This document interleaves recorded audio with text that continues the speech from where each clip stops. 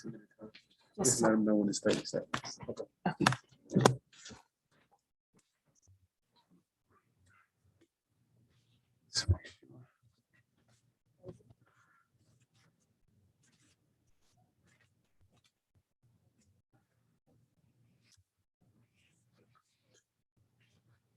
All right, the Dumfries Town Council meeting Tuesday, September 21st, 2021 is now hereby called to order.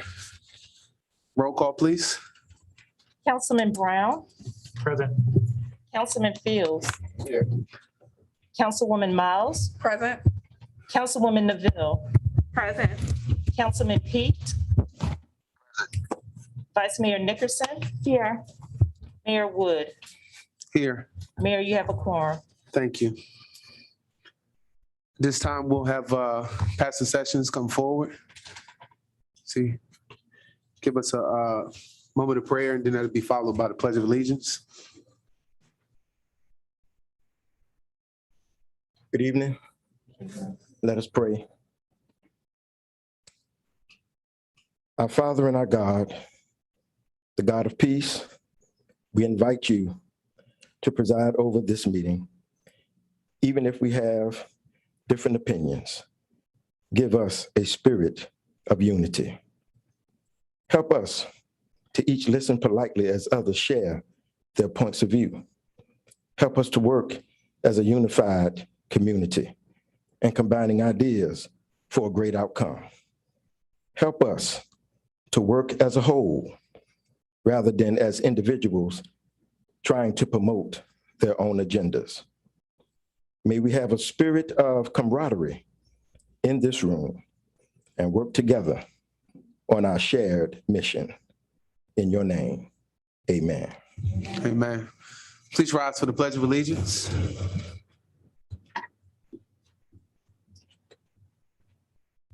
I pledge allegiance to the flag of the United States, to the republic for which it stands, under God,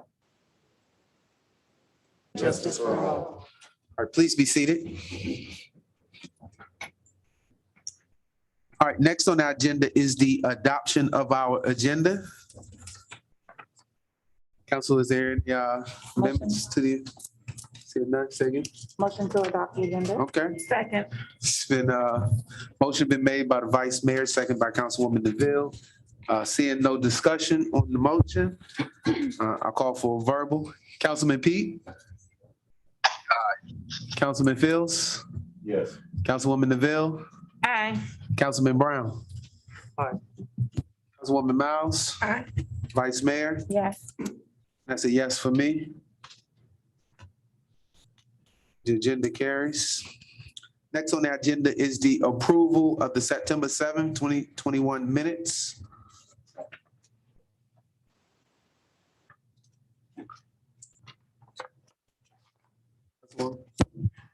Mayor, I'd like to move that we approve the minute. Okay. Second. All right, second by Councilwoman, who's that, Miles? Vice Mayor, okay. All right, second by Vice Mayor. All right, any discussion? All right, seeing none. Councilman Brown? Yes. Councilwoman Miles? Aye. Councilwoman DeVille? Aye. Councilman Fields? Councilman Pete? Aye. Vice Mayor? Yes. And that's a yes for me. The minutes carry 7-0. All right, next on our agenda is the citizen comment period for anything that's not pertaining to the public hearing tonight. So if there are any citizens here to comment on anything that's not pertaining to what's on the agenda tonight, did you sign up? Just to show of hands, let's see, because we got a lot of names, make sure. Was anybody here not to speak about the public hearing? All right, clerk, town clerk, did you have anyone signed up? No, sir. It appears that everyone signed up for the public hearing. Okay. All right, so I'm gonna close the citizen comment period down. All right, next on our agenda is the reports and presentation. Town manager, your report. I simply want to bring everyone's attention tonight to the one item in the town manager's report, which is a monthly update on our performance metrics that are included in our performance plan, which is our fiscal budget. So each month, my town manager's report for this fiscal year will contain a update, and all of the data that is used to create this report is updated on the town's open data portal. Okay, council, any questions pertaining to Vice Mayor? Okay. Anyone had any questions?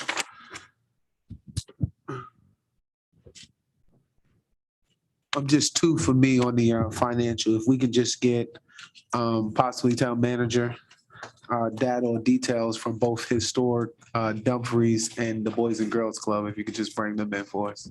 See that. Yes, sir. Thank you. All right. Any other questions on the town manager's report? Okay. Seeing none, we'll move into our action items, which leads us to our public hearing. And I don't think nobody's here for that. Okay. All right, the first public hearing is an ordinance to approve the rezoning application RZ 2020-003 to rezone approximately 93.5 acres of land from R1 low density and R2 medium density residential districts to the planned mixed use development district, and to waive the requirements set forth in section 70-5359 of our zoning ordinance to increase the maximum height of the project facilities, in the ordinance to approve a conditional use permit for a gaming facility, a cultural arts center, and a live theater as part of application RZ 2020-003. We'll start with the staff report.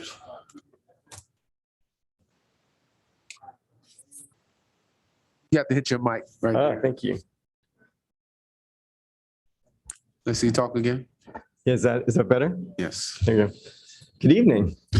Hi, my name is Larry Marcus, hired by the town to support land development services, and particularly in the transition between the planning director and the new planning director coming in. So appreciate the opportunity to present this. What I'll do tonight is provide an overview of the staff report that you have before you, and also give the applicant an opportunity to present a short presentation on their application for your consideration. So we'll bring the presentation slides up and I'll walk you through it. Certainly, we're all aware of the applicant, Colonial Downs Group, and the proposal before you. Next slide, please. The proposal, as mentioned, to rezone the subject property to a planned mixed-use district, as well as two conditional companion use permits for a gaming facility and complementary live theater cultural arts center. Next slide, please. Just to be sure we're all on the same page as far as location is concerned. As you can see in the illustration, the aerial, approximately 93.5 acres located just to the east of I-95 and just to the south of Grayson Village 234. Next slide, please. So the applicant is proposing to rezone the property for the town's planned mixed-use district. And the goals here, just to highlight a few of the important goals and fit for this: promote efficient use of the land, to allocate a compatible mix of uses, obtain design flexibility that you get in this type of mixed-use district, to obtain efficient, I would say, transportation circulation. All modes of transportation has been considered. The preservation of sensitive and historic features on site, and then certainly to ensure the compatibility of the development with the surrounding neighborhoods properties. Next slide, please. Thanks. The subject property has been looked at in two land bays. What you see in red is where the mixed-use development is proposed, including a parking structure, and that's approximately 13 acres. And in green, you'll see 80 acres of a proposed public park. Within the Land Bay 1 or that red area, the mixed uses that are proposed and documented in the staff report, so I won't read every bit of this to you, but the gaming facility itself, a hotel with 305, up to 305 rooms, cultural arts and live entertainment center, restaurants, and then certainly the structured parking. Now, next slide, we'll zoom in and you hopefully can see just a little better as to the orientation of the uses, again, just on Land Bay 1. So just for your orientation's sake, I-95 is actually shown above at the top. So this is oriented with the top being west. So going clockwise, you'll see along I-95, the hotel, and then running down parallel clockwise, the parking garage, the gaming facilities in the middle, and then the cultural arts center, the top left or the southern part of the site. Next slide, please. So as detailed in the staff report, you'll see that we looked at several items and we look at this point rezoning, but certainly beginning towards site plan. So as much detail as provided, we were looking through a wide variety of potential impacts. And there were good questions asked at the Planning Commission meeting last week. For example, we highlight these, but stormwater management was brought up, an important aspect that we started to look at and will continue to look at through site plan. Here's a summary of the main impacts that were reviewed in your staff report, starting with traffic, noise, lighting, environment, and then certainly the landfill closure and transformation of that site. Finally, and very important, is the security and safety on and off site. Next slide, please. So now looking at the traffic impacts themselves, next slide. We'll look at three areas on site. So NZP, the master zoning plan, the plan sets that we review, the site access evaluation, so access to the site, and then off-site traffic impact analysis that we look at with VDOT. Next slide, please.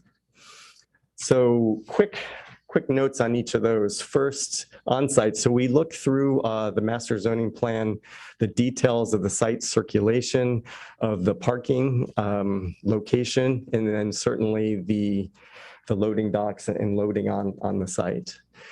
Site access, just want to be sure I point this out and everyone's on the same page. The site location access point will change from to a new location off of Main Street.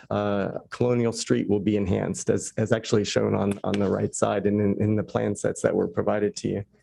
So Green Tree Lane will be gated and then reserved for emergency access and egress, particularly egress. So that is has been discussed throughout, but a change from the current site operations.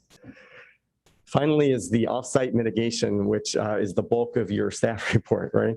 And that's the impact area that was agreed upon in a scoping meeting with the Virginia Department of Transportation, driven by their process and procedures. And then the years that are assessed are 2023, 25, and 2031. So 3 different scenarios assessed. Next slide, please. So yeah, specifically, just to give you a window into the type of things that we looked at on the plans. Next slide, please. You'll see a little difficult to see, but hopefully helpful. In red is the circulation as we look at traffic coming onto the site from Colonial Street and how it would circulate. If you could see on the left side, or as oriented again, that would be the south, some examples of loading, looking at movements of the vehicles to ensure that at this level that it will operate well. And then in blue is the egress or leaving the site. So that's just an example of the many things in the plan set that's provided, the master zoning plan. Next slide, please. Site access evaluation. So now how to get on and off of the site.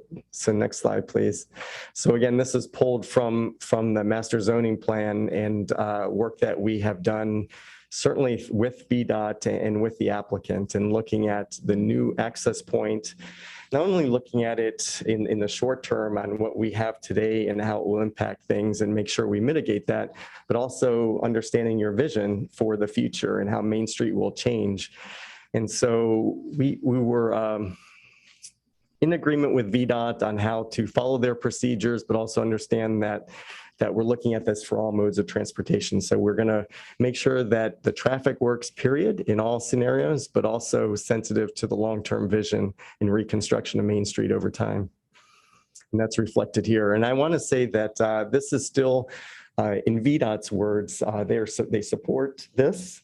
We have a signal justification report for this intersection at Colonial and Main submitted to them under review, and certainly want to collaborate with First Town Center, other properties in the area to ensure alignment and operations works for everyone. So, and within that, we certainly look at the sensitive areas such as potentially waiving the need for a right turn lane in the historic site on the corner of that access point. So that's under review and detailed in your staff report. Next slide, please. So off-site traffic impact analysis, and again, following VDOT standards. So a little difficult to see, but the aerial image shows those white dots are the intersections that were requested and certainly supported by the town, requested by the Virginia Department of Transportation as part of their traffic impact analysis study itself. So those are the off-site intersections that are reviewed, conducted by the applicant, and approved by Virginia Department of Transportation, and certainly the town as well. And I can get into some of those details later. Just one last point on this, as we're going through the mitigation measures and talking with VDOT, the intersection of 234 and Route 1, we have, as you're seeing in your staff report and in the proffer, an option A, which is preferred by the town, preferred by VDOT and others for a contribution towards Potomac Shores improvements.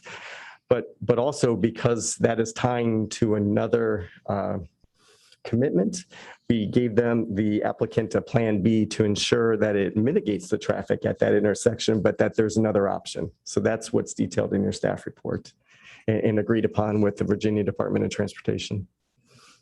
Next slide, please.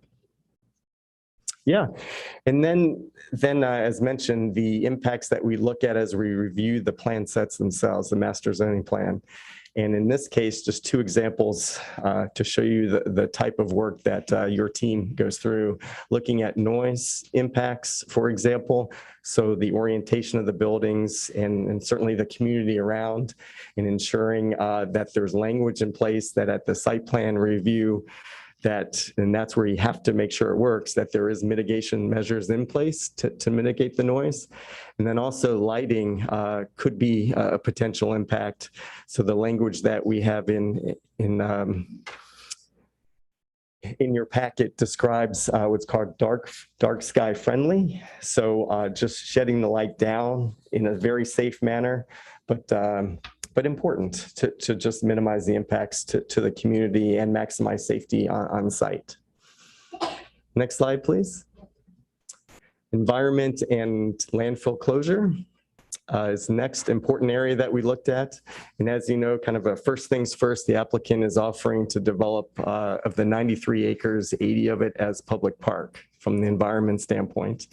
The applicant is also proffering to obtain all the Commonwealth approvals necessary in coordination with the town. The applicant will be monitoring the landfill for 10 years, the closure capping until post-closure care, the PCC is terminated per the DEQ requirements. And then, yeah, just as closing out, just the applicant is also proffered to take all reasonable actions to mitigate the impacts throughout that 10-year period. And then following the park dedication at that 10-year mark, the applicant shall continue the post-closure care and maintain environmental liability of the park, the public park, for another 5 years. So important details I wanted to walk through with you. Next slide, please. Yeah, and just closing out the impacts with the safety and security of the site. And two areas I wanted to bring to your attention that have been proffered. Next slide, please. First is that the site will include on-site satellite police outposts, certainly in collaboration and cooperation with the town police. And the second, also in coordination with town police, is a security plan to address on and off-site safety concerns by the town and the surrounding communities. Yeah, and finally, as you see in the staff report, is a request for a building height waiver across the site in the breadth of the mixed-use district and the vision for this area. So that the details of that are provided. The highest point on the site is the hotel at approximately 200 feet, and the applicant can elaborate on that in their presentation. Yeah, next slide, please. Okay, so I won't read all of this to you, but what I do want to close out with is say that in working with town staff, with the applicant and Virginia Department of Transportation, we looked at ensuring that this is going to work. And we looked at it from three perspectives. What does the town need to have as a conditional use permit, the conditions within that conditional use permit, and those are shown here and obviously detailed in your staff report.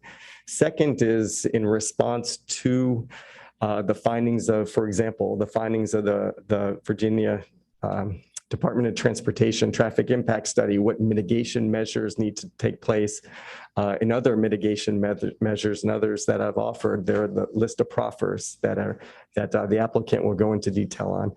But then finally, there's a piece that we wanted to ensure was in there, and it's shown as an exhibit in your staff report, and that is a list of the ongoing issues that don't fall into a condition of a conditional use permit or into a proffer, but that we as a town want to make sure that we are monitoring beyond approval. And that gets into frankly, a lot of the important things that the Department of Public Works brought up about the operation of the park, the safety of the park, and other items and the applicant has agreed to enter that memorandum of understanding as detailed in your staff report of what those items are to ensure that continued partnership beyond the approvals. Next slide, please. So yeah, to close out, the staff recommends approval of the rezoning application and the associated plan set, the master zoning plan set, and acceptance of the proffers, as well as the two-step conditional use permit. And then finally, a recommendation for the height waivers as detailed earlier in my presentation. And those staff recommendations were also presented to the Planning Commission and voted on and supported by the Planning Commission. Next slide, please. Yeah, so that's actually it. I'll pass it over with your approval to the applicant to present. Council, do you have any questions on this part of the staff report before we get to the applicant? Okay. Councilman Pete, do you have any questions? Councilman Pete? Not at the moment. Okay. All right, we will have the applicant come on up. Thank you.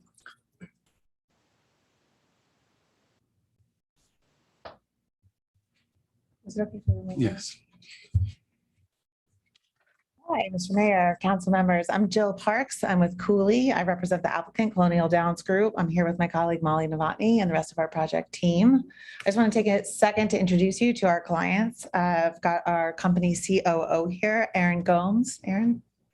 We have our Chief Development Officer, Stefan Huba. And we have our President of Community Relations, Lisa Speller. I saw Lisa. I also just want to take a quick second to say thank you so much to Larry and to Nick and to Sharon and to Keith and to everyone else with whom we've worked with the town. This is probably the most productive, collaborative relationship that I've ever had in my 16 plus years of doing this. So thanks very much for all your hard work and for your time and your energy on this project. We're very excited. So Larry provided a very comprehensive and thorough review of the project. So I'm not going to repeat everything that he said, but I am going to hit some highlights. I think the most salient point that I want to emphasize is that the applicant is offering to transform the existing landfill into a vibrant mixed-use development with gaming, concerts, special events, a range of dining establishments, and most importantly, an 80-acre park designed by and for the community. As the park is probably the most significant amenity for the town, I want to touch on a few key points. If you could please go to slide 2.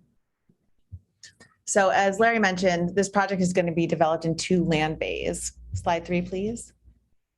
The development site is in red. The park, Land Bay 2, is in green.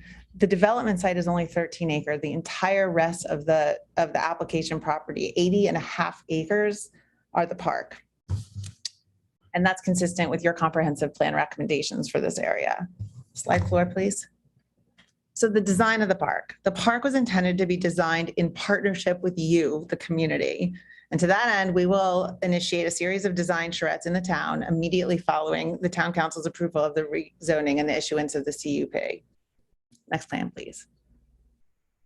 We invite your feedback and your comment, and we look forward to your ideas on how best to develop this 80.5 acre site. Our landscape plan, we will submit a detailed landscape plan for the park that reflects the community's input with the site plan for phase 1. The Memorandum of Understanding, Larry touched on it. We proffered to enter into an MOU at the time of site plan, and we attached a term sheet to the proffers, which reflects the important, more mechanical and operational details that were specifically requested by the town. Delivery. We have proffered to deliver this park concurrent with the gaming facility in the very first phase of the project. It's worth noting that phase 1 also includes several restaurants, up to 155 hotel rooms, convention center space, and the parking structure. Finally, as Larry said, we'll maintain the park and all the park facilities as selected by you, the community, for 10 years or until post-closure care is terminated by the Virginia Department of Environmental Quality, whichever is last. After that time, we'll dedicate the park to you, the town. Next slide, please. This is the existing landfill. I just want to mention that the current use of the landfill is as a recycling facility, and it accepts construction and demolition debris, including rubble, rock, concrete, asphalt, and associated debris. It's not used for asbestos, air conditioners, refrigerants, or appliance with refrigerant, hazardous waste, and the like. We have a very detailed closure and post-closure plan. And as part of our initial site work for phase 1, we'll cap and close the existing landfill in accordance with all DEQ regulations. And then we'll follow the plan, the focus of which is ensuring the protection of human life and the environment. Monitoring. We'll monitor the landfill in accordance with all DEQ requirements and town standards for 10 years following its closure and capping. 10 years, not following today, but 10 years following its closure and capping. And we'll take all reasonable actions to mitigate the impacts of the landfill during that 10-year term. We will also have ongoing environmental liability. Following its dedication to the park or to the town, the applicant will continue post-closure care and maintain environmental liability for the park for another 5 full years. Next slide, please. Transportation.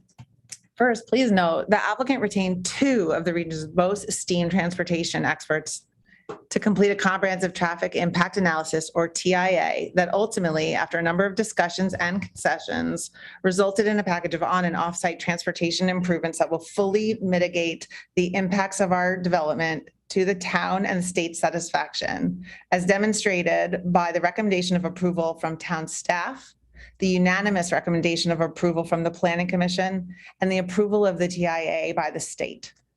I'm just going to quickly summarize what those transportation improvements are, so bear with me. On-site improvements include Colonial Street. We're going to reconstruct Colonial Street as the new main entrance and exit to the property from Main Street. They'll have 2 inbound and 2 outbound lanes. It'll have 8-foot sidewalks on both sides and a 6.5-foot buffer between the sidewalks and the travel lanes. We're also going to install the traffic signal at Colonial and Main. We're told that the signal justification report is about to be approved by VDOT.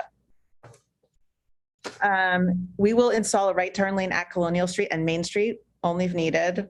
We'll reconstruct Canal Street as a one-way westbound left turn lane between Main Street and Fraley Boulevard. We're going to extend the northbound left turn lane and restripe the southbound left turn lane on Fraley Boulevard from Possum Point Road to Canal Road.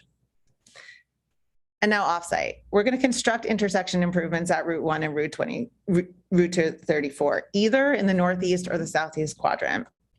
Larry mentioned this, but I want to highlight it.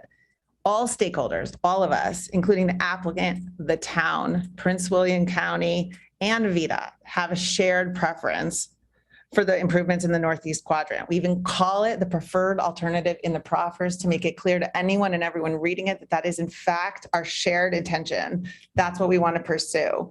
But we have to have a backup plan to mitigate our impacts at that intersection in case those improvements are delayed by others.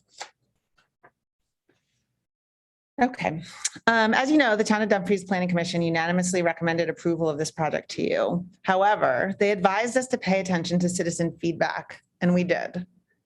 We received some important feedback from the community at and following the hearing, and we thought it important to report back to you on how we addressed that input.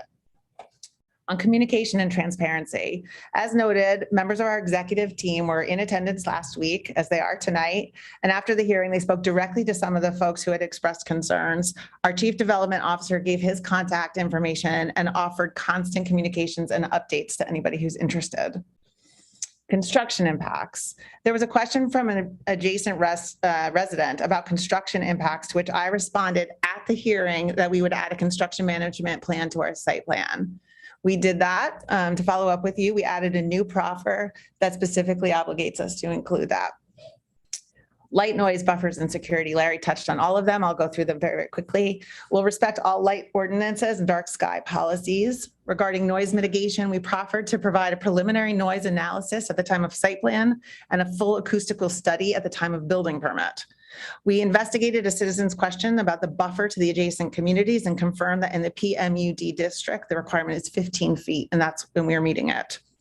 I want to emphasize that regarding the buffer to the neighboring communities, it was expressed concern that the parking garage sits in between the two projects. It's important to note that the parking garage was originally designed to be north-south along I-95, but per the town request, the applicant reoriented east-west in order to better shield the residents to the east, which resulted in a several-month delay of the project and complete redesign of everything.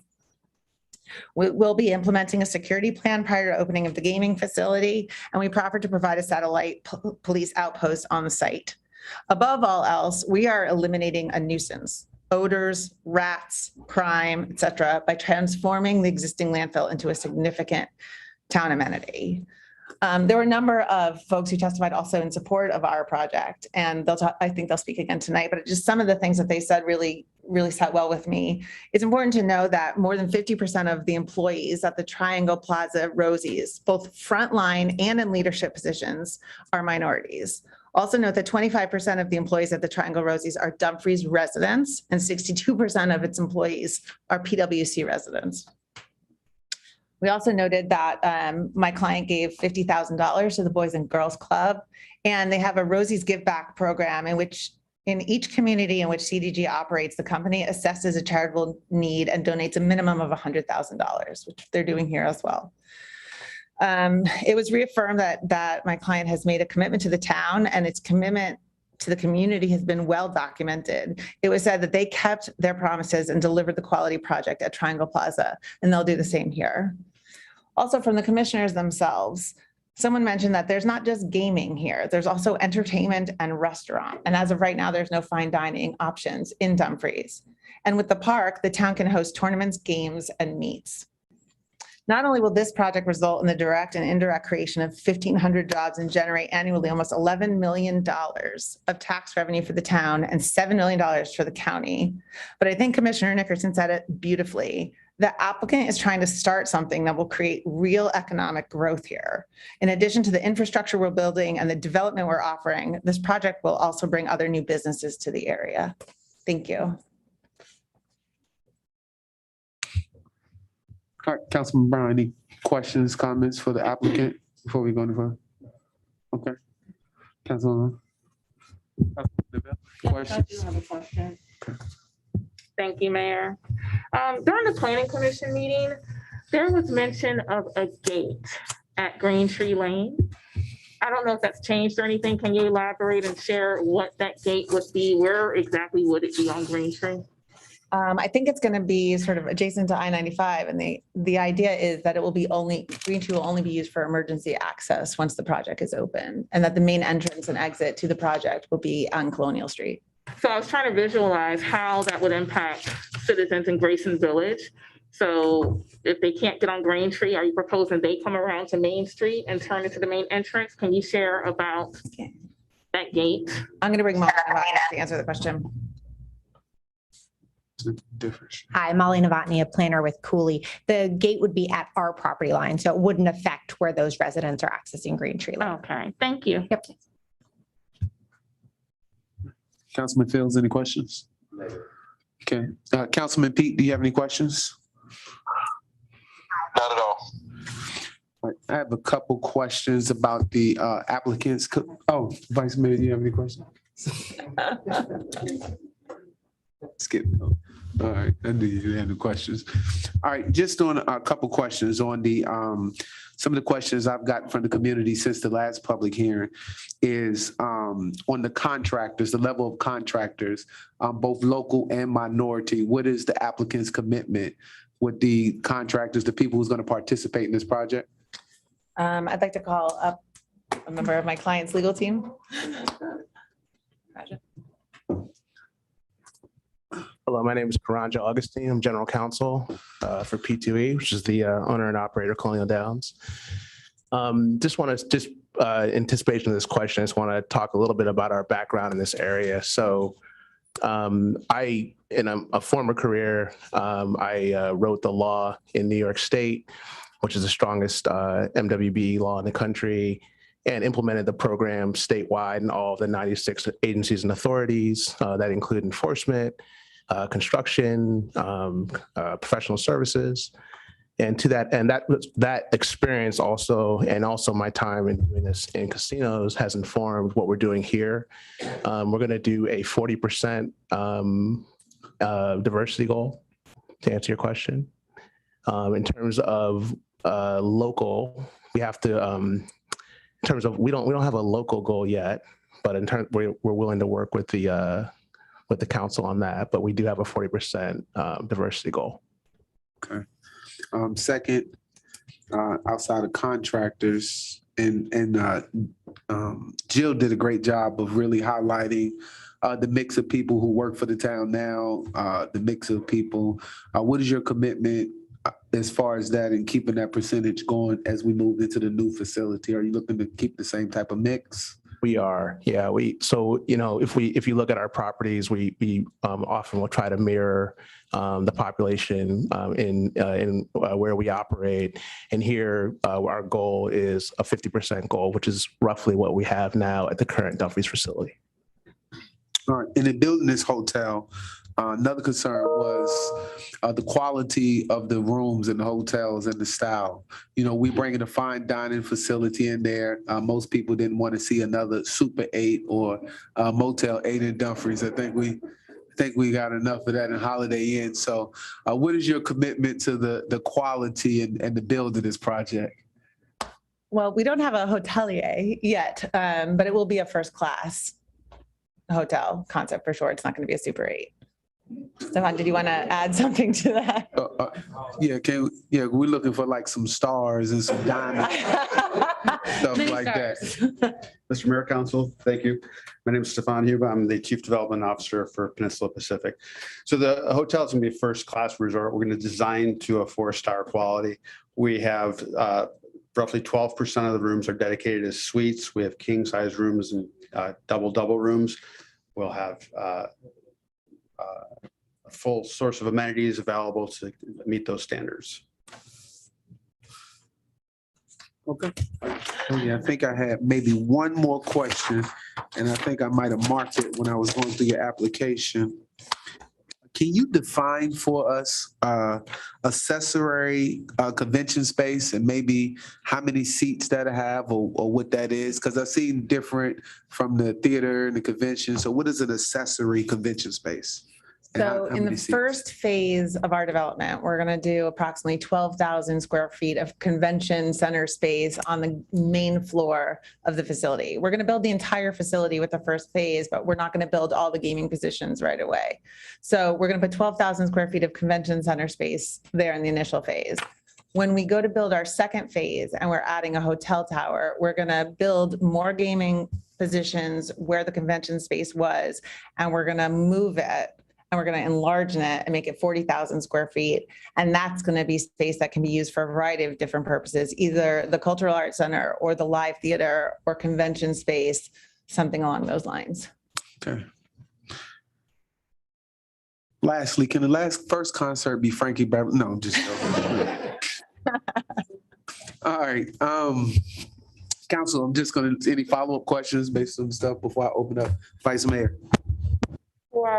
For the audience and the community, please help us to understand what exactly happens with the trash at the landfill. Will it be capped in place and therefore the park and everything overlaid, or will this trash be hauled out of there? How does that actually work? I believe we have an environmental expert in the room, Larry, that's ready to speak to that.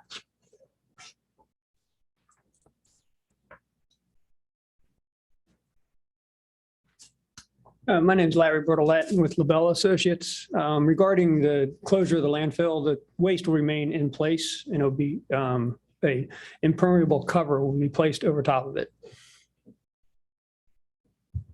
No waste will leave the site. So is that similar to, what is it, Mount Trashmore down in the Virginia Beach area? How that's a park and the trash is there and the park is kind of on top of it? Yeah, the requirements are, they have the DEQ has solid waste management regs that require, have specific requirements for the cap. That would be constructed, and anything as far as the park will be built over top of that. So additional soils will be placed because you can't impact the cap with any future uses. Thank you. Okay. Can I also add one thing to that?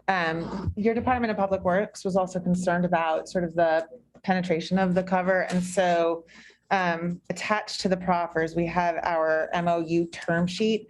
And there are a number of different terms there that we've agreed to put in the MOU related to preserving that cover. Terms about how far down we can put the utilities and the fact that we can't, trying to find all of the different terms. No utility poles that can penetrate the liner will be utilized. No buildings or structures will be installed on top of the landfill that would require footings or foundations to disturb the integrity of the liner. There's a whole list of items that Jonay was concerned about, and so we have that in the proffers. Thank you. Okay, Councilman Pete, just checking, do you have any questions? Say again? Any questions? I can't see your hand. No comments. Okay. Last question I have, Jill, that you might answer. This council in 2016 entered into a host fee agreement with the landfill. The landfill agreed to pay us a certain amount of money for letting them stay open and the cap in place.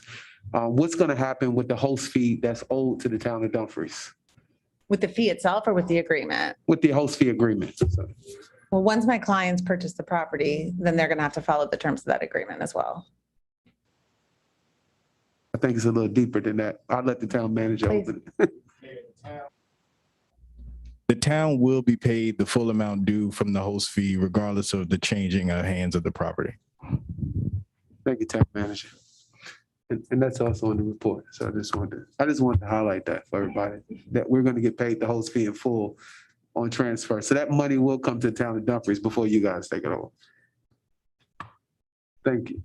All right, I'm going to open, seeing no further comments from the council on the staff report and the applicant's presentation. We would now open up the public hearing. All right, we'll give each citizen of the town the opportunity to speak first, giving you 2 minutes, then we'll open it up to the general public, giving each of you 2 minutes. When you get down to 30 seconds, the clerk will put up her finger to let you know you have 30 seconds left. And when it's time to stop, she will put her hand up so that you know that your time has expired. All right.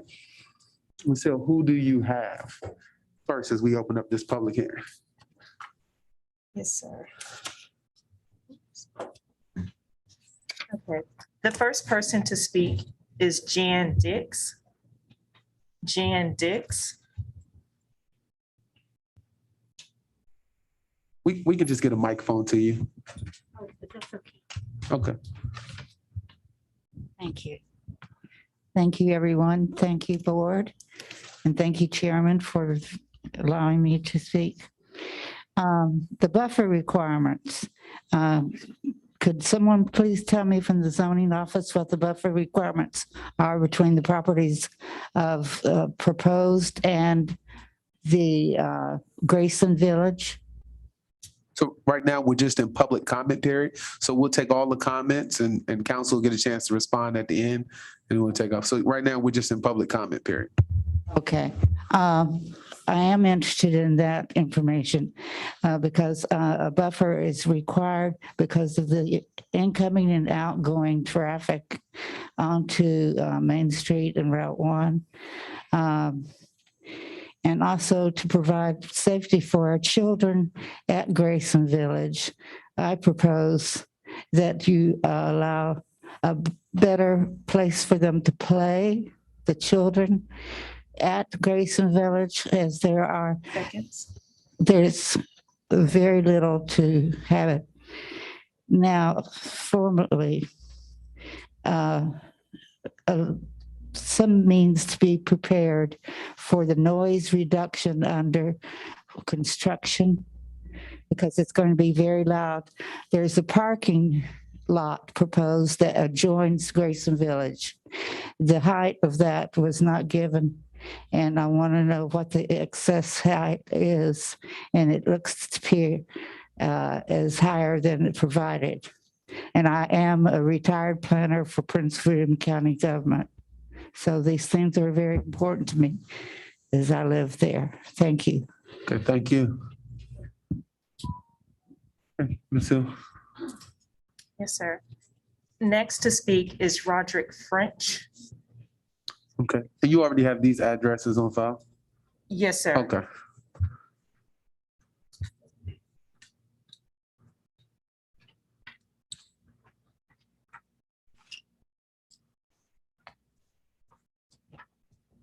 Good evening, Mayor, Council. My name is Dr. Roderick French, and I just want to talk about the benefits. So the roads will add about, as you heard, about $10 million annual tax revenue to the town of Dumfries. I've been a member of the town of Dumfries since 2000, and I was a member being in the military. I was down at Quantico in the 80s when a lot of this was all woods. So I've seen growth. I know change is difficult, right? And part of the luxury of this great town is that we love the way it is, right? We love that feel. But this is about growth. This is about growth to the community. You know, currently they talked about, currently there are no restaurants here. The ones that were here are closed down. This is going to bring about roughly 8 restaurants and dining opportunities, Dumfries, hotel rooms, visitors to Dumfries. So I get a lot of friends that come here to Quantico to go to the museum, and they want to spend a couple of days at the museum, but there's no place for them to stay. They don't want to stay at the Super 8 or the Motel 6 or the Holiday Inn. They want to stay at a 5-star. And so they have to drive all the way up the highway, 95 to DC, to the MGM. And then they deal with what we all deal with on a regular basis, is that traffic, right? And that, you know, you got to strategically plan how you get from one place to another. And when they have to deal with the traffic, it steers them away from coming back to this area. Thank you, Doc. Thank you. Mayor, the next person to speak is Angelo Beckles, but I do not have an address for. So Angela, come to the mic Angela, I'm sorry, Oh, Angela Angela. Beckles. and just state your address for the record.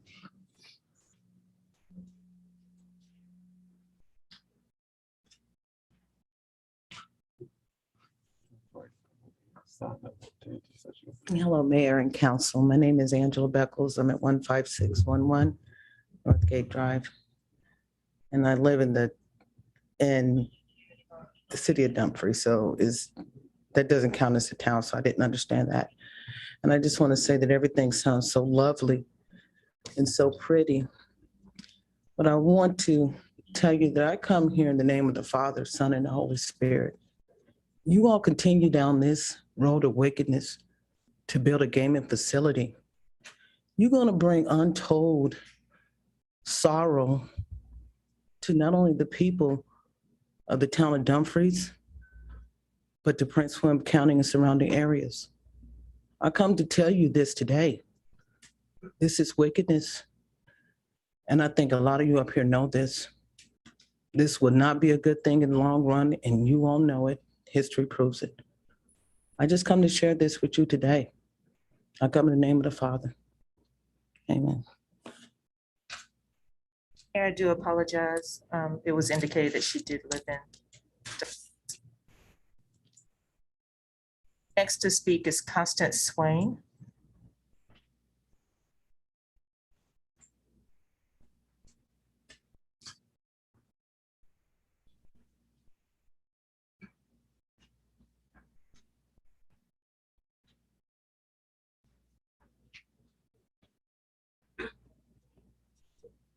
Good evening.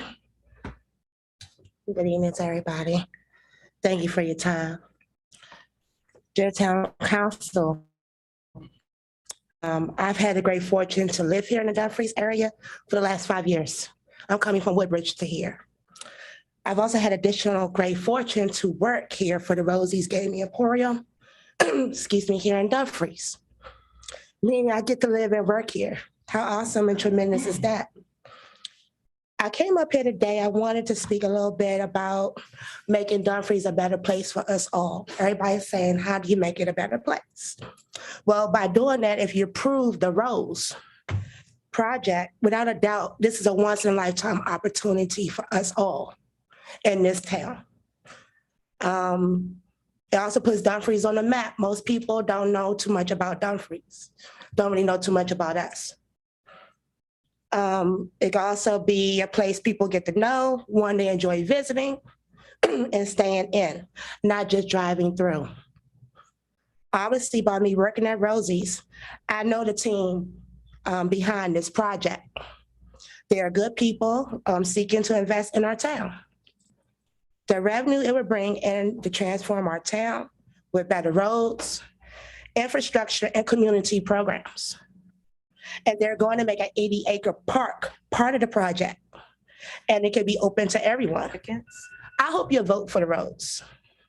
Dumfries deserves a world-class project like this. I thank you for your time and your consideration to come up here and speak to you all. Mayor, next to speak is Crystal Gallen.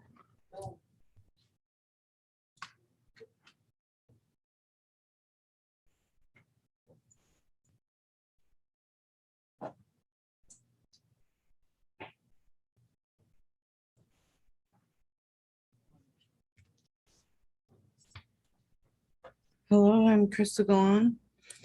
I live at 4022 Whitehaven Drive, Dumfries, Virginia, and have for most of my life. I think the Rose deserves an overwhelming yes vote because I believe in an overwhelming opportunity. I have been given the opportunity to grow as a person and earn a way to help support my family. Initially, Rosie's brought 100 good-paying jobs, including mine, to Dumfries, and has been a generous supporter of numerous charitable efforts, from reviving a dilapidated Triangle Plaza to delivering millions of dollars in tax revenues. With this expansion, as many as 500 good-paying jobs will grow, 10 million in tax revenue will be brought here, an 80-acre recreational space for all. A meeting space, a cultural arts, entertainment, and conventional center, and a new hotel. An opportunity for every stakeholder and citizen, an opportunity I hope does not let pass by. I implore you and your fellow team to support the Rose. Thank you. Seconds. Thank you.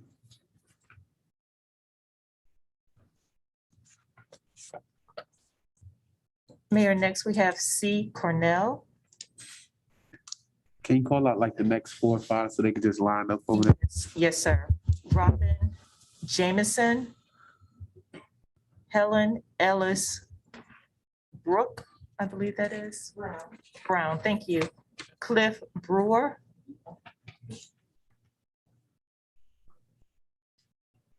Okay.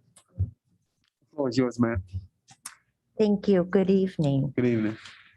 I spoke at the Planning Commission, and I'm still reiterating that with the council this evening. We live, where our home is on Colonial Street. We will be the only home there. I'm not opposed to change. However, if you look at the numbers that are going to start coming on that road, and we have an easement and we're not giving up the easement, it's in the deed.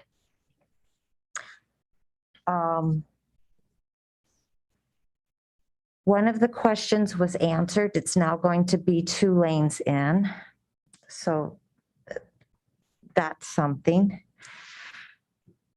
I would like to know the particulars of the turn lane, because another consideration, I think, is the historical home that sits there on Main Street. And I do not think we want to damage the structure of that foundation. It's made on a particular type of rock, and I think that that needs to be taken in consideration.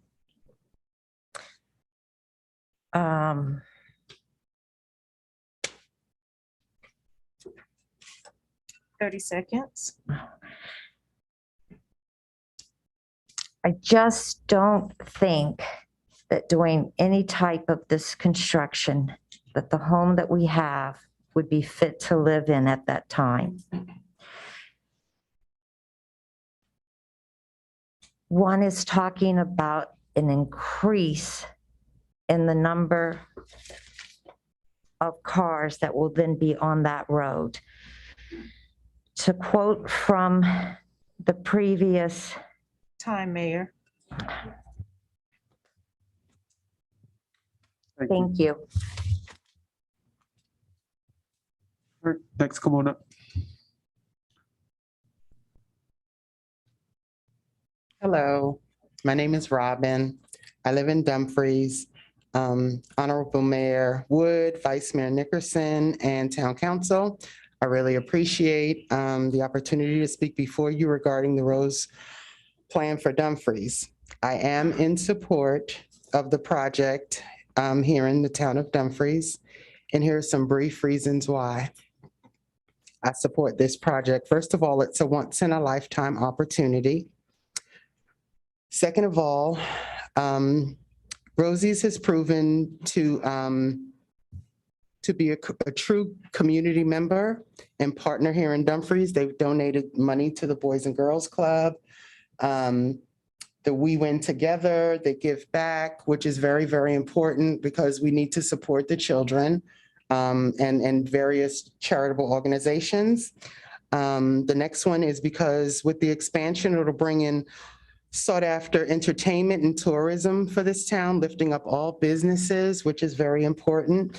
Just think about it. And this just the top of my head, the jobs that it could bring: managers, supervisors, gaming machine technicians, IT technicians, player service hosts, marketing coordinators, safety and security specialists, officers, accountant, clerks, maintenance specialists, cleaning and mitigation specialists, reservationists, housekeeping, cooks, cleaning crew, servers, hosts, hostesses, various hosts, cashiers, tellers, bartenders, entry-level positions, managerial positions, to say the least. It'll add over $10 million to the your annual taxes for our town of Dumfries, which is very, very transformational. The town would be revitalized, benefiting not only the residents, but businesses. Businesses have been hit very, very hard during COVID.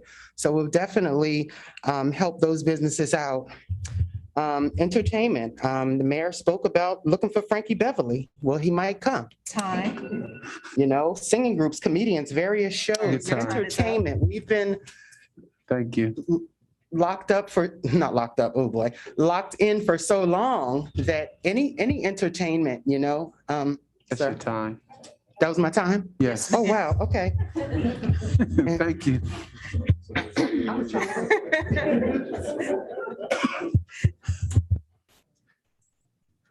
Good evening, Town Council. My name's Helen Ellis Brown, and I've been a resident in Dumfries, back and forth between Dumfries and Woodbridge, mainly Dumfries, for over 20 years. I have watched the town. I thank the current Town Council immensely since you came into office. I have seen some improvements in Dumfries, and I truly appreciate it. I know that the Rose is going to bring more money. All the businesses in the area are going to benefit from this casino and hotel. I personally will benefit because I work at the Rosie's now, and I'm looking forward to moving up with the company at the new facility. And hopefully when our children graduate from school, they won't have to, because the economy is so messed up right now, we don't know where they're going to be.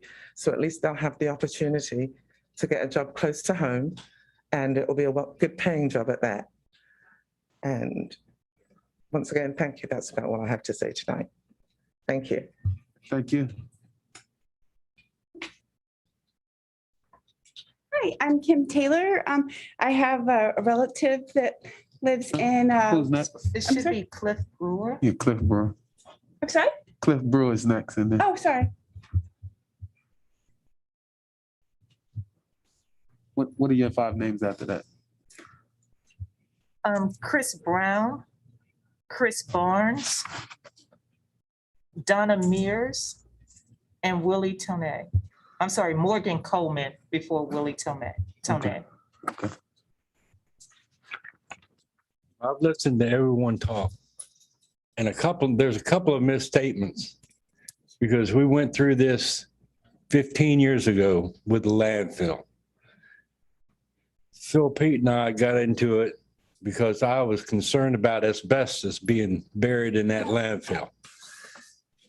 He told me they're no longer taking asbestos in the landfill, but there is asbestos buried up there. So you misspoke about that. Removing it, that's another challenge for you guys. Now, as far as the development goes, if you're going to put a parking garage up there, I don't know if you realize that compaction rate of a parking garage has to be substantial. And with all that material in that landfill, you're not going to get it unless you remove the material. Another thing, I live right behind that landfill. So any kind of disturbance you do back there is going to disturb me. And we're going to have a real problem. Phil can attest to that. Because I'm not a good neighbor when somebody disturbs me. I'm not a paid spokesperson for Rosie's. I just want to get that out there, all right? I spent enough time on this town council. I'm really disappointed in the council. I'm not asking more questions of this organization here. Back when Mayor Brown was in office, he tried to bring Colonial Downs here, which was fine. I'd much rather seen Colonial Downs here than I would a landfill. And I made that public. That's all really I've got to say.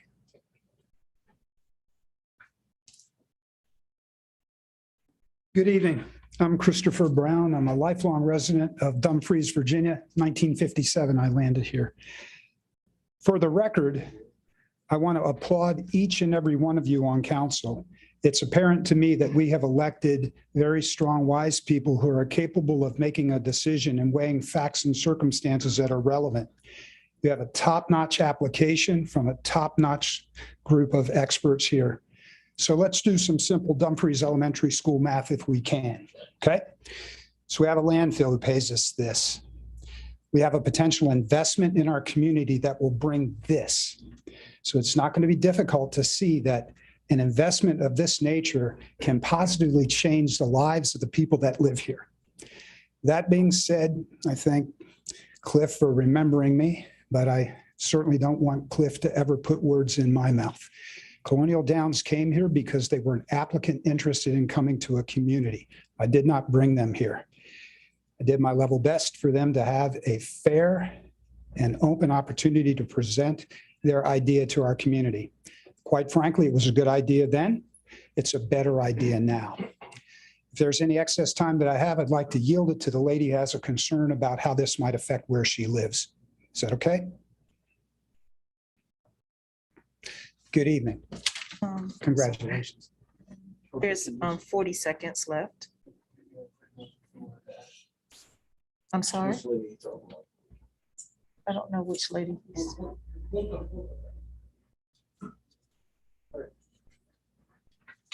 Hi, I appreciate you letting me speak. My name's Chris Barnes. I live over on Whitehaven Drive. I've lived here for about 18 years.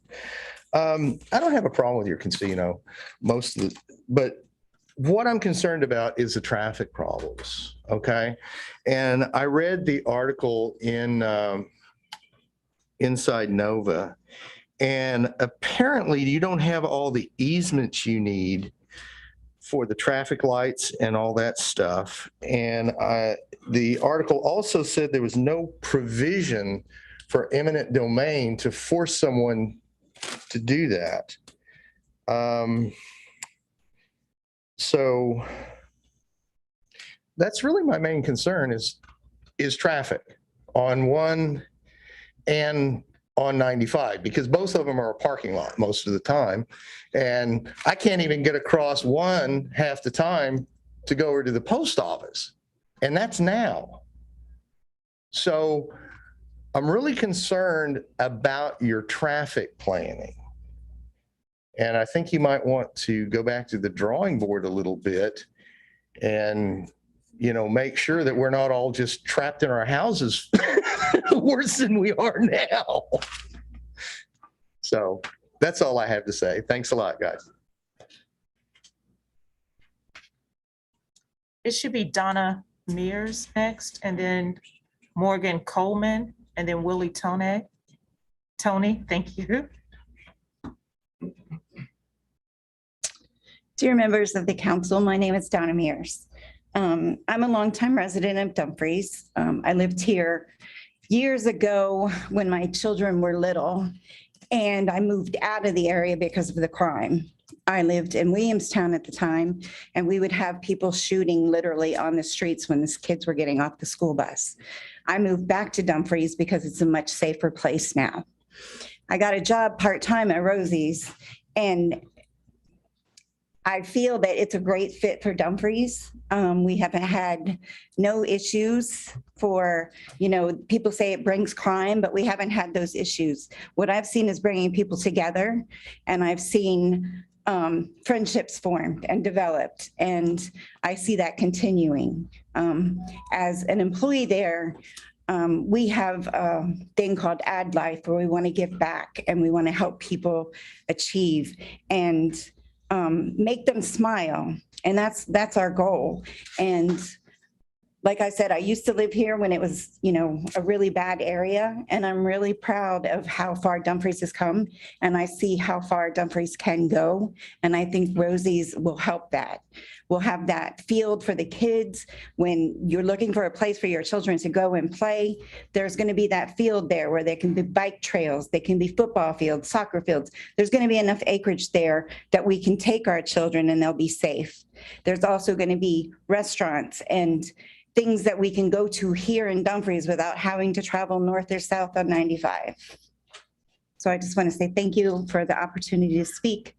And I hope you vote for yes for Dumfries and Rosie's. Thank you. Thank you. Come on. Good evening, council members. My name is Morgan. I've been a part of the Dumfries community for over 10 years. I've been here so long that I remember when the barbershop in Triangle Plaza was a childcare. I am currently employed by Rosie's. I'm one of the gaming shift managers. Prior to Rosie's, I had no experience in the gaming industry. So Rosie's gave me my first chance in that. So it is true with Rosie's, they are willing to give everyone a chance if you have good qualities. Also, the average salary at Rosie's is about $14 an hour, which is almost double the state's minimum. So voting yes for Rosie's means voting for livable wages. It means economic growth. It means concerts and entertainment and more money for the town. So I hope that you will vote yes. Thank you. Thank you.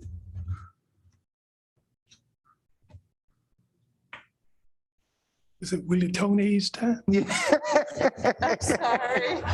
Thank you. Let me move fast. Give me about 2 minutes. Some of you may know me. My name is Willie Tony. Along with being a former member of this council, I was on the planning commission for 7 years prior to that. For those years, I was chairman of that committee. The elephant in the room the entire time was the landfill. Everyone, and you've spoken about the nuisance it was with the vermin and the smells.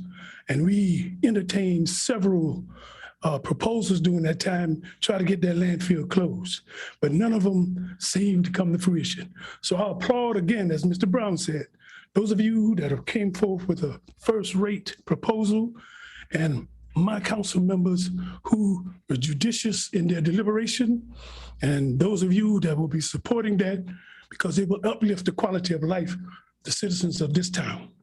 So I fully support it, because I think it meet all of the criterion that's necessary to move us forward. In one of those years, I had a retreat. A neophyte councilman who happened to be our mayor now, he had to come up with a vision. And he said he wanted to make Dumfries a place, a destination. That was a good 10, 12 years ago. So Mr. Mayor, you have been sure enough accomplishing that vision that you have. So again, yes, I applaud you for sharing your vision and getting the support of your colleagues and moving this town forward. So please vote yes. The next group of names.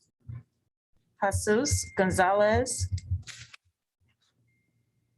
William O'Kelly Russell, and then Pete Singh. Mr. Gonzalez? Gonzalez. Yes. O'Kelly, come on up.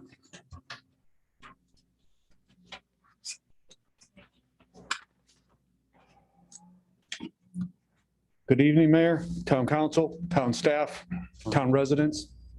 I'd like to thank everyone for who's coming here and speaking today. My name is O'Kelly Russell.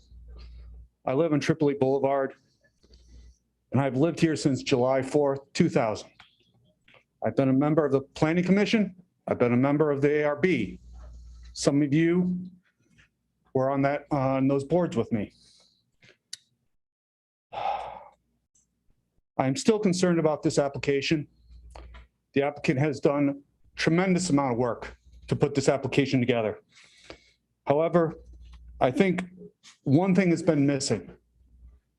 The applicant said In the presentation, stakeholders were mentioned, and they mentioned the town council.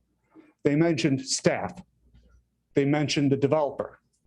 They did not mention the town of Dumfries, the residents.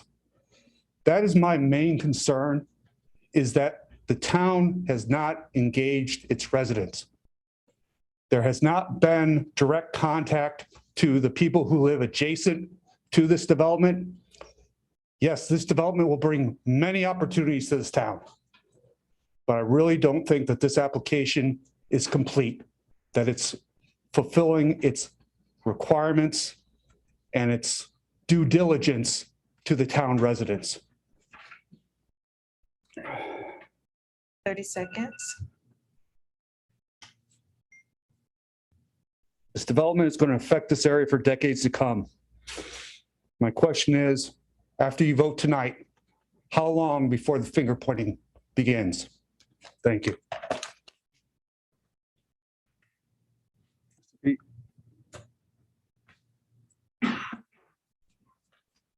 My name is Pete Singh. I live and work here in Dumfries area.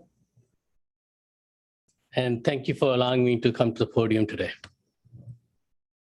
I was at that planning commission meeting on 9/13.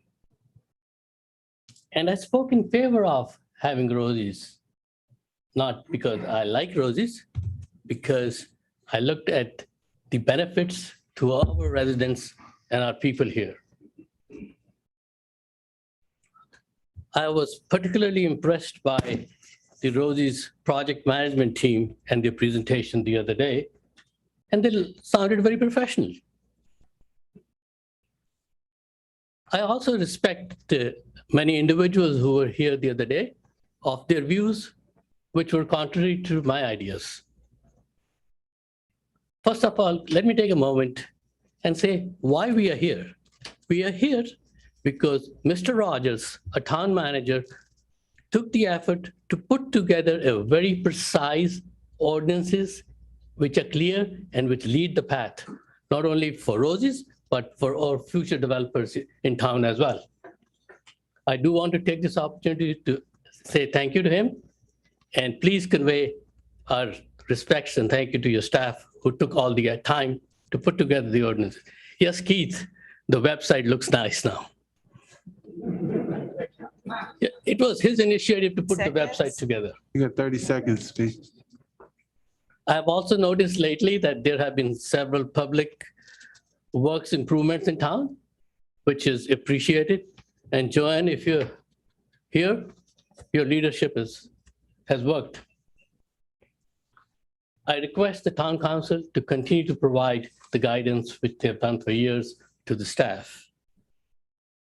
And thank you, the town council, for representing all of us who are seated here. Time.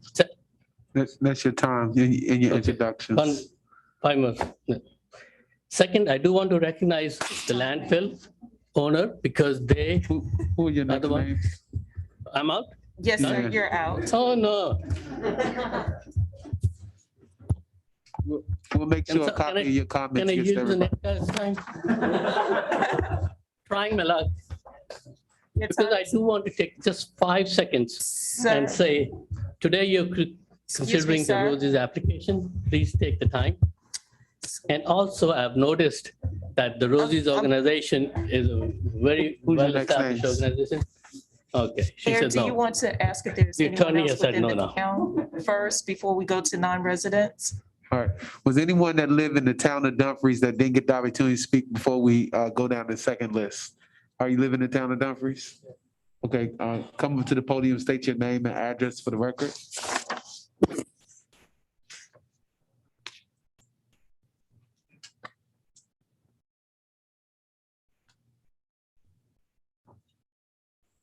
Hi, my name is John Long, and I've lived in Dumfries since I retired from the Army in 1992. I lived in Montclair, and then I lived over in Brittany.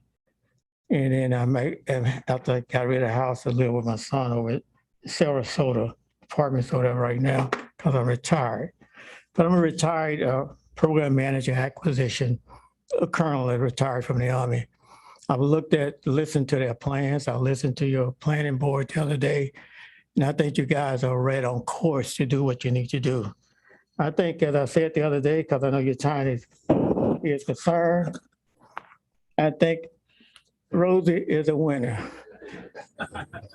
It is a winner. And I think everyone should realize that in almost 30 years of being here in Dumfries, I have not seen anything significant from Dumfries until now. So I want to congratulate you people for putting that together. I want to congratulate your planning board. I looked at the traffic analysis, it looks good. I looked at the environmental, it looks good, the things that is spoken. I looked at the facility itself from the time you walk in it. It is the only place in Dumfries that I've gone to where I feel assured during the pandemic that it was clean, safe, and sanitary. I've had my shots, but I still feel in that facility and the way they operate that facility. I like the law enforcement people that are out there in the front. Every time you go in there, you can look at your statistics. Dumfries is one of the lowest crime areas in the state of Virginia. So if you're concerned about crime, I think law enforcement is doing a pretty good job around here somewhere. And I like the way they handle that. And I like the security and I like the quality of the people there. I like how the facility is run. And I'm very familiar with these projects. I've managed many of them, $500 million project in the Army and Pentagon before I retired from the Army. So this looks good.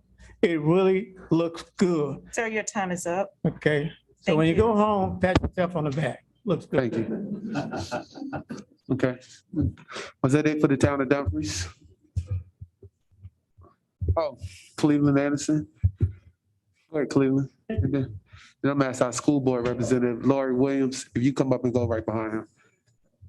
Mr. Mayor, Town Council, town officials, concerned citizens. 25 years ago, Disney bought 3,000 acres in Haymarket. They just didn't want to go through any more of the process. They pulled out. It would have been Disney America. Your taxes, real estate taxes would have been lower. We had an opportunity on Cherry Hill Road. That disappeared also. Today, we have an opportunity. We have a landfill. We have Colonial Downs who wants to invest almost $400 million. To me, it's an easy choice. Thank you very much. Thank you. Good evening, Town Council. Sorry, I'm a little thrown because I actually came as a private citizen tonight, but thank you for the recognition because I do also serve on the school board, but I'm not here in that capacity. I understand how this is a tremendous opportunity for the town of Dumfries. It brings restaurants, improves your tax base, which only in turn will improve the lives of the citizens. What a lot of people don't know is that I used to live in Dumfries when my oldest son was young. And I currently live clearly in Woodbridge, in the Woodbridge district, along the Route 1 corridor. And everything that I've seen, what Rosie's is going to do for the town and the Route 1 interchange and 234, all looks wonderful. But I think the elephant in the room is we all know that everyone doesn't just come to Dumfries off 234 and Route 1. Route 1 is a major thoroughfare. I would like to get home.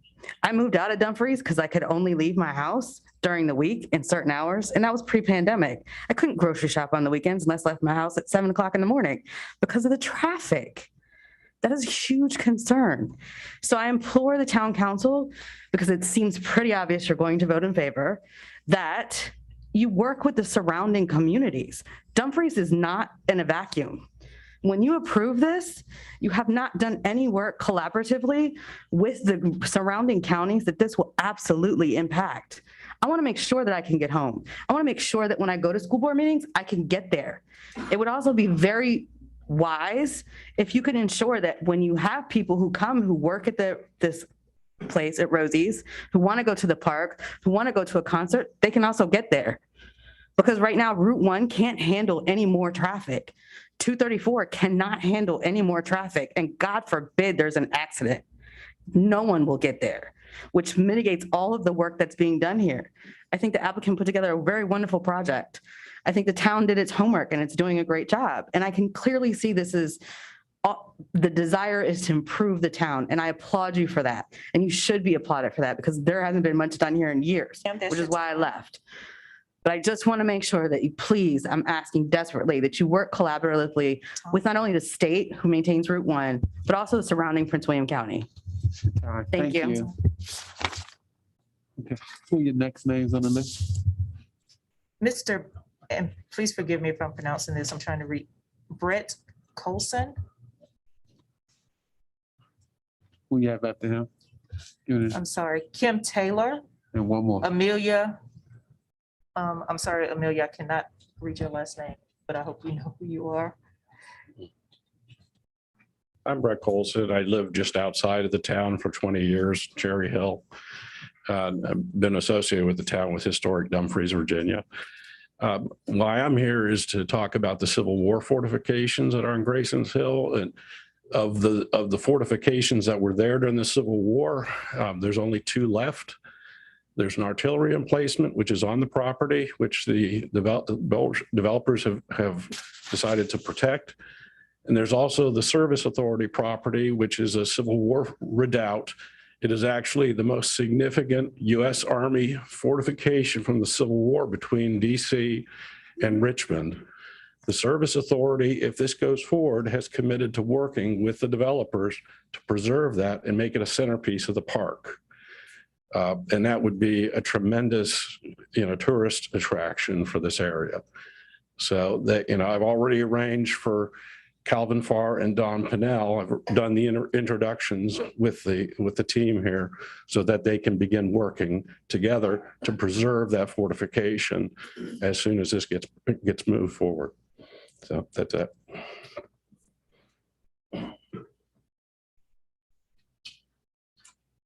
I'm Kimberly Taylor. I want to second everything that the school board member said. I thought that was brilliant. I've been a resident in Prince William County, just down 234 for almost all of my 52 years.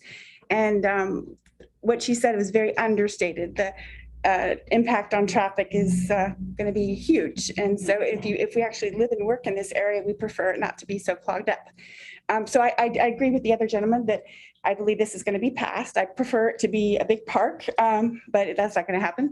I would like you to consider the people that are in the Grayson Village that have maybe 5 or 10 feet before the 15 feet buffer. And then there's the parking garage and then there's a road.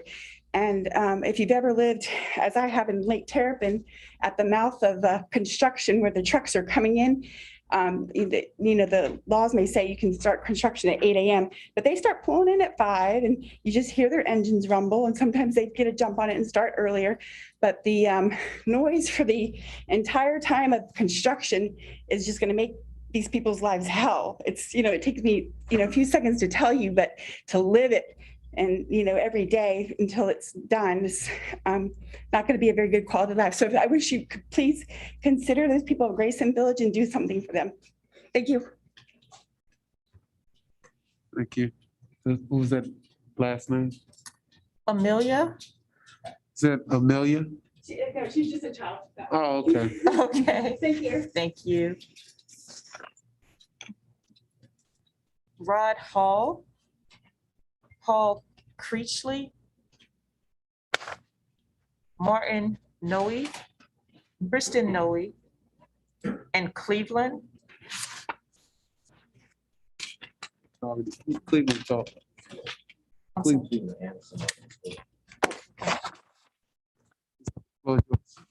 And Mayor, that will be all that have signed up. Okay. Mr. Mayor, Madam Vice Mayor, members of the council, good evening. My name is Rod Hall, proud resident of Prince William County. I reside just down 234, the 234 corridor at Minnieville Road. I come before you this evening to express my support for the proposed entertainment, convention, and gaming resort project. I'm supportive of the project because I have a full appreciation for the project of this magnitude will mean not only for the town of Dumfries proper, but also what it will mean for our region. And I thank Dr. Terry Clara, Director of Center for Regional Analysis over at Mason, said it best, and I quote, "This opportunity will provide options for Northern Virginia patrons with high-quality amenities and entertainment. This will allow Virginia to recapture a sizable share of the entertainment spending that currently goes to Maryland gaming venues." And I would also add West Virginia, because I've had to drive my in-laws there. To be frank, I'm excited about this project and what it will mean in terms of economic development, living wage job creation, et cetera, all of which has been referred to previously. But I'm most excited about the hotel and convention space, as it is of particular interest as a member of a host of local organizations with national umbrellas. I've lost count of how many times I've been non-responsive to RFIs looking for a particular convention and hotel meeting space. And this project becomes an instant game changer for us. And so as I close, I'd be remiss if I didn't mention a similar decision for my own hometown in Shreveport, Louisiana. That's about 1,100 miles that way. If that's the South. 3 decades ago, some of the same points raised by those here this evening in opposition are similar to the ones raised in my hometown. I know about it because I was on the school newspaper and had to do a report about it. The resistance was of such, it took 3 years to fully adjudicate one parcel of land for riverfront development. And I offer this not to discount legitimate concerns, particularly as they relate to transportation and infrastructure investment, but as leaders, this is where the collaboration with the local, state, and federal, and obviously the local community stakeholders impacted comes into play. Decades later, I'm sure if you were to ask some of the employees employed by the industry in my hometown about the 3-year delay, Sir, your time is up. they would offer that it was 3 years that we were able to go without a sustainable job. Thank you. Thank you. Yeah, sir, go ahead. Hi, Council. I'd like to get up there and say that this would be a great opportunity for Dumfries to be put on the map by y'all instead of NCIS from Hollywood. And just for everybody to know, I don't live in Dumfries no more. I've lived here for 50 years. I'm 57 years old. I was born in Dumfries. Dr. Filazzo brought me into this world. And I would like to say, as a true patron of Dumfries, I think this is a great opportunity, and I think y'all should go ahead and go with it. Thank you. Thank you. Martin? Mayor Woods, members of the council, my name is Martin Noe, and I live about 6.4 miles from here in the Coles Magisterial District. And I point that out. You all know that for some time now, I've been speaking out against this casino and encouraging my friends and neighbors to do the same from throughout our community. And it's been suggested that perhaps the reason that the fact that I don't live in the incorporated town means that my opinion doesn't matter. Perhaps I have an agenda of some type. Perhaps that I don't really care about the town.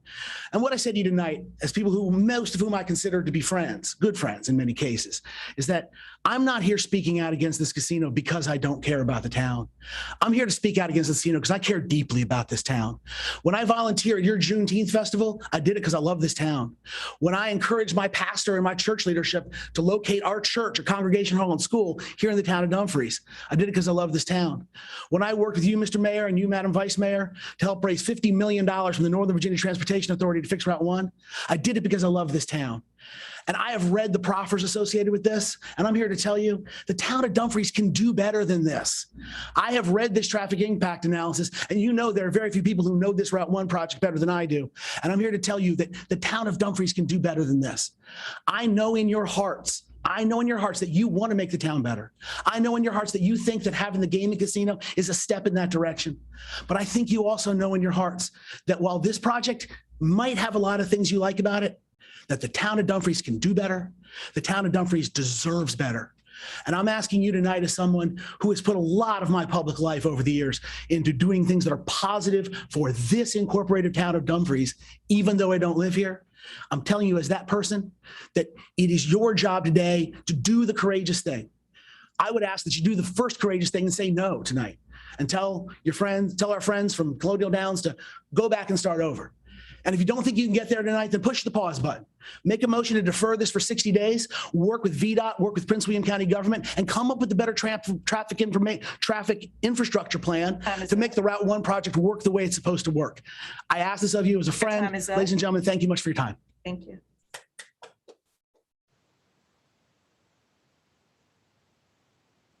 Hi, my name is Christina Noe, and I live 6.4 miles, which was pointed out to me at the last council meeting that I came to speak at. I too have volunteered a great deal in the town. I was part of the planning committee for the Juneteenth parade. I have worked on other town events that have gone on. And I care deeply about the town, just like my husband just said. When this was first proposed, a town resident, Ebony Lofton, who unfortunately can't be here tonight because she is sick, she and I came together to work, a county resident and a town resident to work together, because this is going to affect both the town and the county, and that's the way things should go. We should work together. We put together a group called No Dice for Dumfries, and we started reaching out to citizens, and citizens started reaching back. And a lot of them can't be here tonight because a lot of their employers don't give them the night off to come here and speak to the town council. So I just thought, with whatever time I have remaining here, I would just read some of the comments that we have gotten from citizens who have reached out to us as we have tried to put information out into the community. 234 traffic is already horrendous at 95 interchange. We most definitely do not want this. Yikes, no casino. Dumfries doesn't need this. Bad idea. No. I understand that our wonderful planning board, the same hacks that gave us congestion and half-occupied strip malls, have approved this. We don't want this. Where's the decent grocery store, fast food places, someplace for folks who live here? This is the last thing we need. Get real. Isn't this just like government, no matter how big or small, always cares more about the tax revenue than its citizens? They don't care. They're lining their pockets. Time to move. The casino will take away what little charm Dumfries has left. I'm not going to read this one because it has profanity in it. Our elected officials. Is up. Oh, I'm so sorry. This goes on for a while. So please vote no. Thank you. All right, was there anyone left before I close this hearing that didn't get the opportunity to speak, that came in late possibly?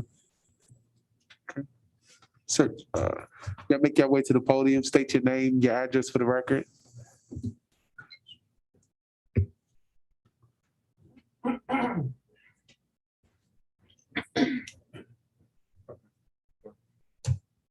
Captain Flynn, 14741 Cogan Drive in Woodbridge. I'm a long-term resident here. I appreciate that traffic may get better, get worse. The land isn't going to sit idle forever. Eventually, somebody's going to build on it. That's going to ruin traffic. It's going to ruin your people that live there. Something's going to go on that property. This will generate a bunch of revenue, and I think it'll be a great thing for the county. Thank you.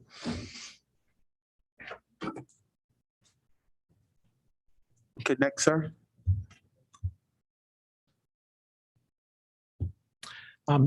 This is my brother Jeff, and I'm Scott Campbell. We are the owners of the property adjoining the casino, or the area being discussed. And Jeff and I are both very supportive of the whole project. Kudos to the town. You guys have done a really good job. I've watched this, and I just think it's a great setup. It's a great plan, and I wish you luck. Jeff, if you want to. No, okay. All right, thank you. Sir? Yes.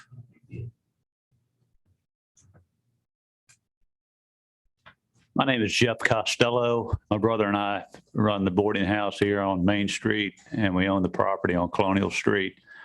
And one of my concerns for the project is I'm hoping that the town of Dumfries will really consider the historical significance of the town.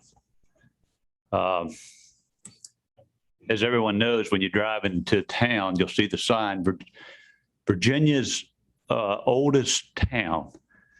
And I think we need to put some sort of emphasis on that in this project to keep the history alive.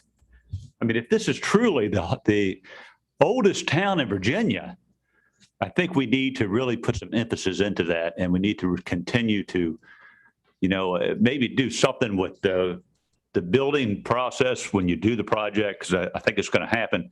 But to keep that historical thing going in some way. We were born and raised in the old Stagecoach Inn, which is right there by the property too, and I'm concerned at that a little bit. As far as the impact on the traffic, and like someone spoke about the foundation and so forth, it's old sandstone. And, I think we need to really be maybe lower speed limits in that area.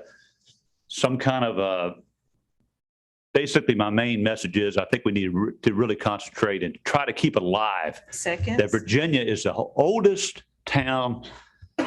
Dumfries is the oldest town in Virginia. And I think we need to try to keep that incorporated into it. Thank you. All right, at this time, we're going to close the public hearing. All right. We'll go down the line here with council, get their comments. Councilman Brown, you have any comments? Yes, Mayor. So first of all, I would like to thank everyone who came out and voiced their opinion and their concerns about this project moving forward. I kind of was immature, or I made a comment earlier in this process saying that I was all about supporting Rosie's. And that was the immature statement. That was the beginning of this process. However, I had the time to digest all the pros and cons. Some of you came in and you mentioned a lot of the cons, and some of you came in and you mentioned a lot of the pros. But I'm a pretty objective type person, so I'm going to weigh both sides, evaluate the risk that's going to be imposed on Dumfries, the citizens, because I live in Dumfries and Dumfries citizens voted me into the seat. So it's not just to be here, it's just to make a decision. Some decisions that are going to be made today, everybody's not going to be happy with. That's just life. Okay, that's just what it is. President Trump wanted to pull out of Afghanistan. President Biden pulled the troops out. Everybody thought that was the worst mistake. In a position of leadership, you have to make hard decisions. This is a difficult decision. I will also say that when we look at the crime rate, the traffic, Dumfries did not start traffic in Dumfries. Let's be clear about that. Okay? Regardless of Rosie's being here, I travel in the same traffic that many of you have problems with. I work in DC and I have to come down 95 and get on one many occasions. So I hear you, I understand you. However, I live right off of Route 1 on Duke Street. I'm always in traffic, and it's not about Rosie's. Traffic is not going away. As long as 95 is here, we got traffic. That's what it is. On the other point I want to make, and I'm going to shut it down, crime. A lot of people talking about the crime rate. That's a concern. That's a real concern. So as Rosie's may present it as, no, crime's not going to increase, you're going to get some increase in crime. Okay. On the other hand, those opponents are saying that the crime is going to be so high, it's too risky to make. And that's not accurate also. I'm not a gun advocate, but I have 6 guns. People say guns don't kill people. People kill people. Roses don't make you addicted to gambling. Alcohol don't make you an alcoholic.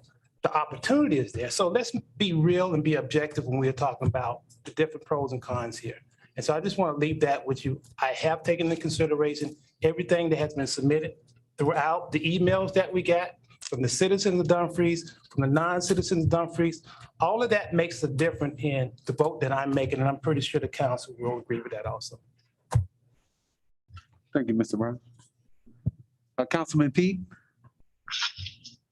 Oh, yes. First, I just want to say thank you to all the citizens that came out and spoke and expressed their concerns.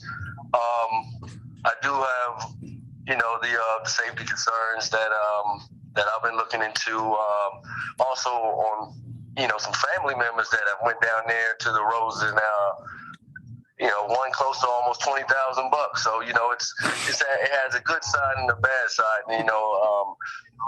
Piggybacking off of what Councilman Brown has stated, if gambling is not for you, then it's not for you. We don't go to everything that we don't like.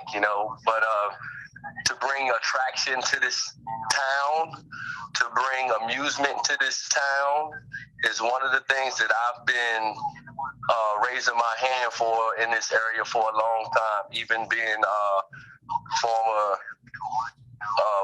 chairman of Park and Recreation, and bringing the concerts in the summer and bringing the programs for the children, and also looking into doing things for the seniors. This is the stuff that drives me. It's almost in the ballpark of the Park and Recreation. Yes, it's entertainment for the adults in the evening. Also looking into the Maryland studies of their traffic, even the studies down here in the Dumfries at the Triangle Plaza. Majority of their entertainment for our adults is in the evening time, more so after traffic, after our work traffic, when we come home, gather ourselves together, then go out for the late night dinner or just some evening attraction. I am very opposed to always having to drive to Arlington to enjoy a nice 5-star hotel, or just to do a walk around for the evening on the late night, going to the MGM, going way up there. So I've always been in favor of bringing things to this town to where our citizens can just go 5 minutes or even walkable, and allowing others to drive versus us having to drive everywhere all the time.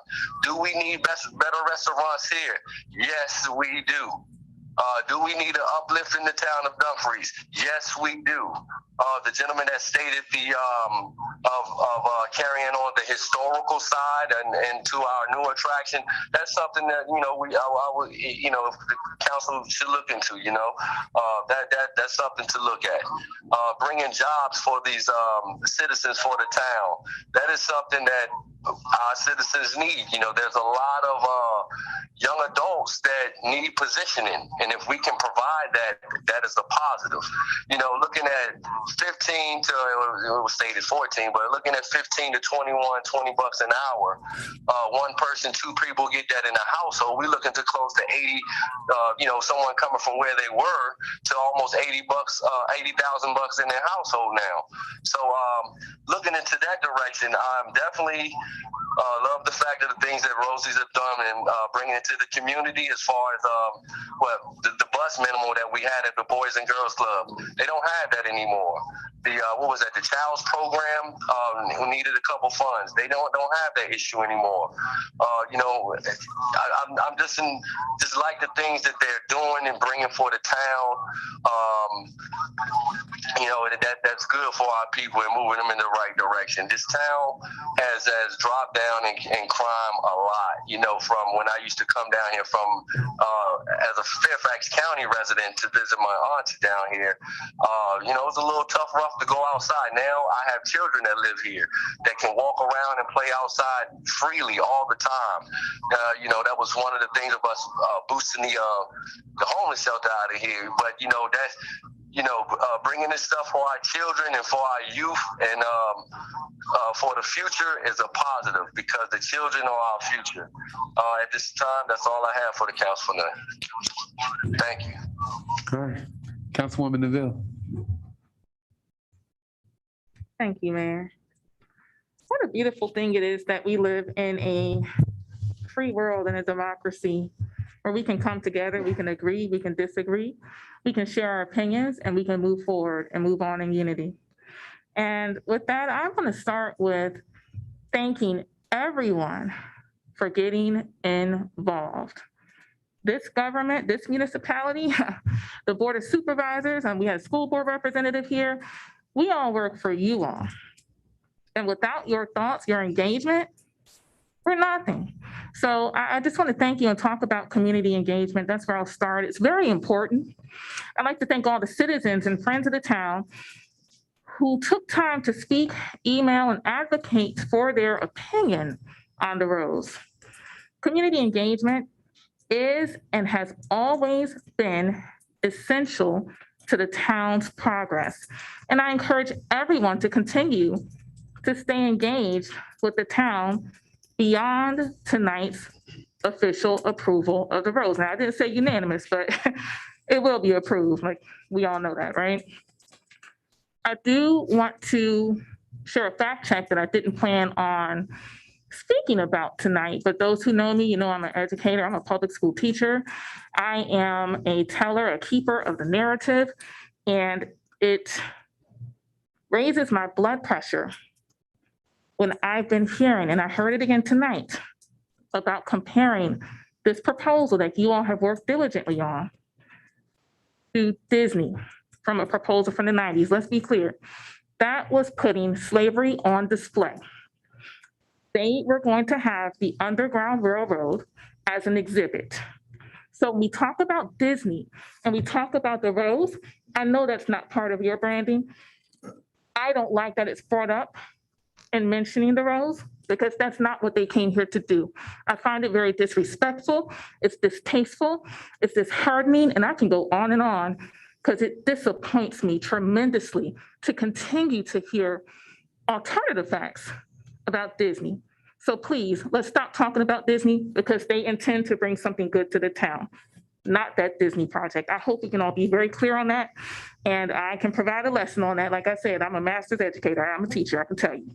So that stated, let's help the branding.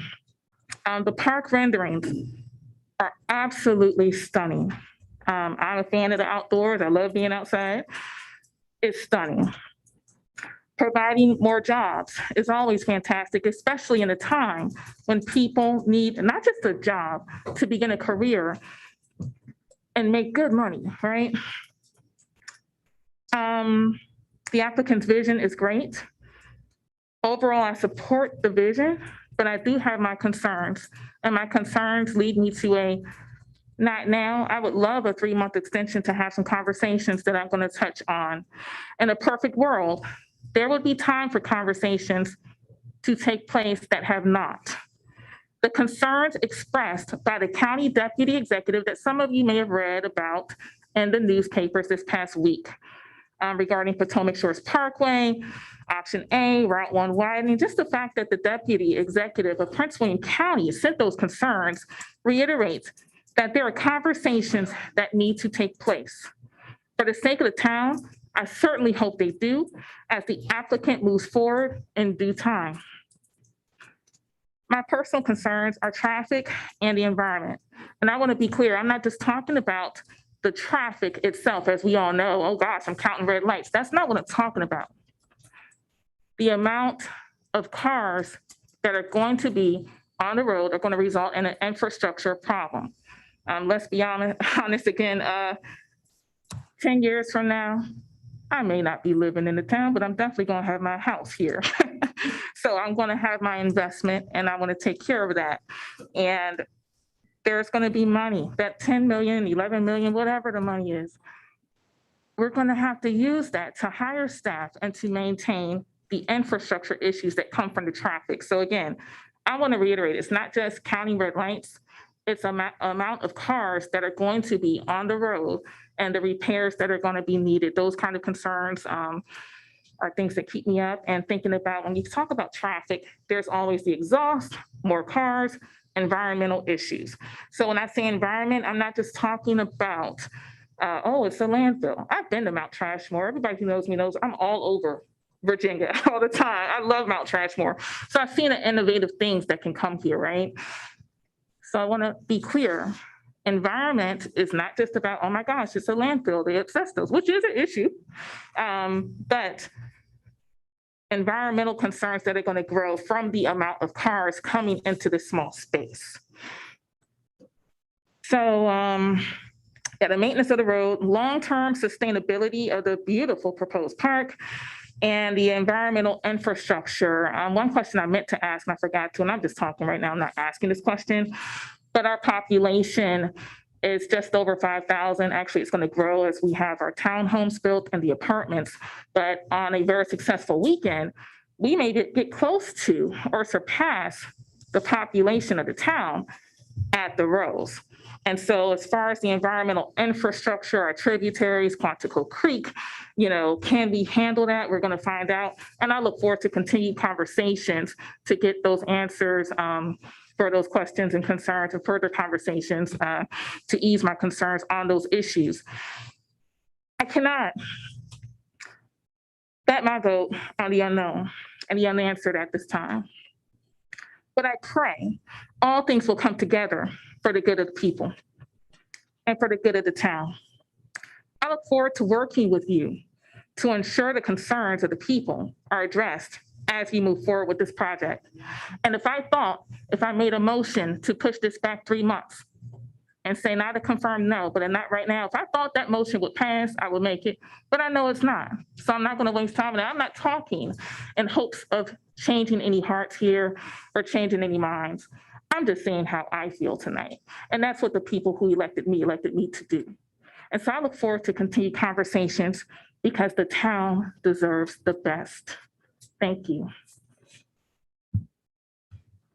Councilman Fields.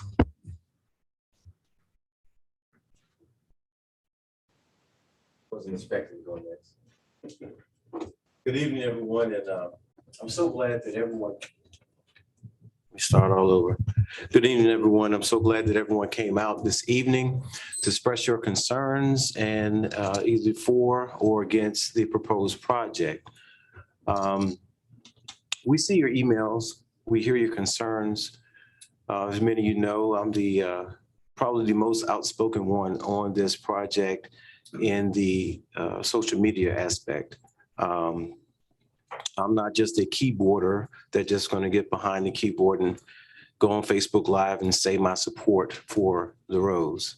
I have been the one to say, what's your problem with bringing the Rose to Dumfries Shopping Center? If you want growth, if you want jobs to come into the town of Dumfries. I have been the one to tell people that don't live in the town of Dumfries, mind your business. Let Dumfries handle Dumfries business. I am that guy behind the keyboard that will tell you so. The ones that come here outside of the town of Dumfries that I've told before, mind your business, I guess they don't learn and they came anyway. And I will tell you again, don't bet against the house. This is the house that we built. This is where we're building and rebranding Dumfries. Rebuild and rebrand. For many years, Dumfries has been the one that people will talk about because of its past history of crime. I will tell you, as a police officer that has been a police officer in this town of Dumfries for over 8 years, back then it was rough. But I did my due diligence as a police officer to help clean up this town. And that's why I decided to run for town council back in 2015 and won in 2016. Therefore, after being a police officer, I went on to work for the federal government as a contractor. And I still talked about my town, and I love my town of Dumfries. And I still do, and I still serve. To the point that people would talk about this town, they've changed some areas' zip codes. That used to be 22026 and is now 22025. When I would pull people over, I would see addresses on people's driver's licenses that said the community that they lived in instead of Dumfries. Were you ashamed? Are you ashamed now? Why now all of a sudden some come out and speak against the town of Dumfries so bad, but I haven't seen you in years. But you talk about Juneteenth. Where were you before? Back in 2006, 7, 8, when I was a police officer here in this town, fighting this crime and making this town better, and hopefully what it is today, a great town. The statistics in this town, as far as crime, are very low. One of the safest towns and communities in the state of Virginia. So where are we now? We had a chance that the town can grow. We have a chance that the town can grow positively. And if you so happen to live outside the town of Dumfries, come to our town and enjoy. Come to our town and have a good meal. I'm not a gambler. Since Rosie's has opened the established here in Dumfries, I've only been there twice. I've been there to get a cheeseburger. And one of my former officers that I used to work with wanted to visit the Rosie's, and I showed it to him. That's it. I haven't spent one other dime in that place other than a cheeseburger. And it was great, by the way. So I'll tell you this. We're about our business here in the town of Dumfries. There are 3 other towns in the town of Dumfries, and each one of them are incorporated. An incorporated town has the ability to have what we have here, its own structure, its own elected officials, its own everything else. At Dumfries Elementary, we have a fire station, which is supported by the county. But you know what I'm getting at. We can take care of our own business here in the town of Dumfries, and that's what we're doing. Please trust us as you have with your vote. Aside from the mayor, I'm the only one up here that's been reelected. So I think that says something for itself. You listened to me before, you're listening to me now, and I hope you listen to me in the future. Thank you. Councilwoman Miles. Thank you, Mayor. And I would like to echo my colleagues and thanking all of the citizens who have reached out and spoken to us about this project. Over these last few months, I've had an opportunity to hear from multiple individuals who met with me personally, who I've spoken with over the phone, who've reached out to us through email. I have taken all of your feedback into consideration, careful consideration while making this decision. I would like to address 2 very important things that have popped out during these conversations that are very important. I do feel need to be addressed. The first was something that was put in the newspapers and also have been buzzing on social media, that we have nothing written in writing guaranteeing any of the promises that Colonial Downs has made. Well, you sat through the staff reports, you sat through the developers reports, and you've seen that that's not the case. But I can also confirm that we do have performance bonds in place for environmental procedures. So that will attain to traffic in addition to stormwater management. So that is not the case. That is in writing, and we do have those guarantees in place. The second is human trafficking. Now, that is an atrocious crime, and we all have to take that seriously. Our police department takes that crime very seriously. It's all our responsibility to prevent human trafficking. In doing my due diligence, I pulled the Uniform Crime Report, which is a report that's put out by the FBI that reports all of the crime that takes place in the USA.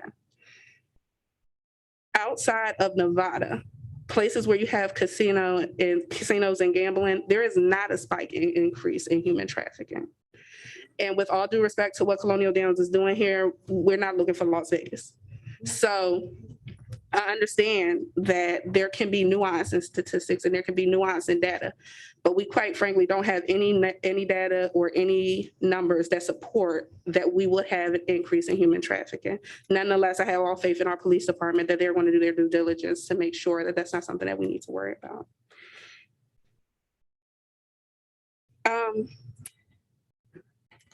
Right now, we have an opportunity to bring close to 600 jobs to the town of Dumfries, while we are attempting to recover from an economic crisis that was caused by the pandemic.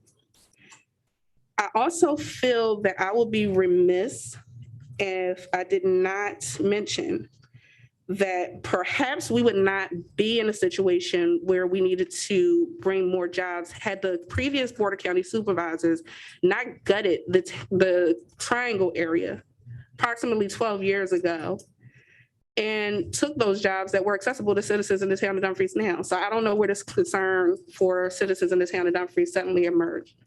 But we're in the present, so let's move on.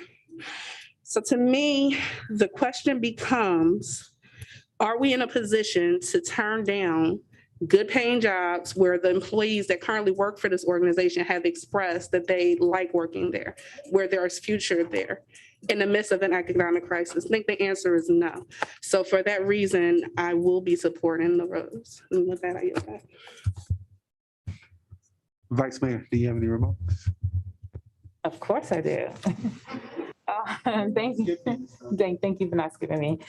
Thank you, Mayor. Good evening, everyone. And thank you all for coming out as we partake in this historical moment, because this is history being made right here. I want to thank everybody who's taken the time to engage and share their opinions about the proposed roads project. I am and have always been a proponent of engagement, and I always encourage folks to not just complain, but to contribute. I've spoken with lifelong residents of the town, and I know they support the project and what it will mean for us, which is jobs, resources, entertainment, recreation, and community investment. These are all things that our community wants and needs. To that point, I would be remiss if I didn't acknowledge the many complaints we've received in opposition to the proposed project. Those complaints, however, did not come with contributions. Too many of those complaints come from a place of discomfort with change and fear of the unknown. But that's okay. And you know why that's okay? It's because the town of Dumfries has spoken up about what we want. In a referendum vote, the town's residents voted 60-40 to bring in a new community partner to Dumfries. A community partner who not only brought jobs to our community, but also reinvests in our community. When I moved to the town of Dumfries, there were businesses in Triangle just down the road from us. But those in office at that time dissipated those businesses and took those jobs away from our community. So today, I will be voting in favor of bringing jobs back to our community, back to Dumfries. We've also heard from former Board of County Supervisor, his wife, and others in opposition of this project. Some of their concerns have centered around crime, traffic, and the environment. And those are legitimate concerns about traffic in our area, but the reality is Route 1 fails today. It's already a problem. There's an obvious bottleneck in the town of Dumfries that's been created while improvements to Route 1 in Prince William County have happened to the north of us and to the south of us. Why is that? Why is no one else concerned about what has happened in Dumfries until now? Where was this energy when we needed money for Route 1 funding? Where was this energy when the Board of County Supervisors was making improvements around Dumfries? That's the part that kind of baffles me.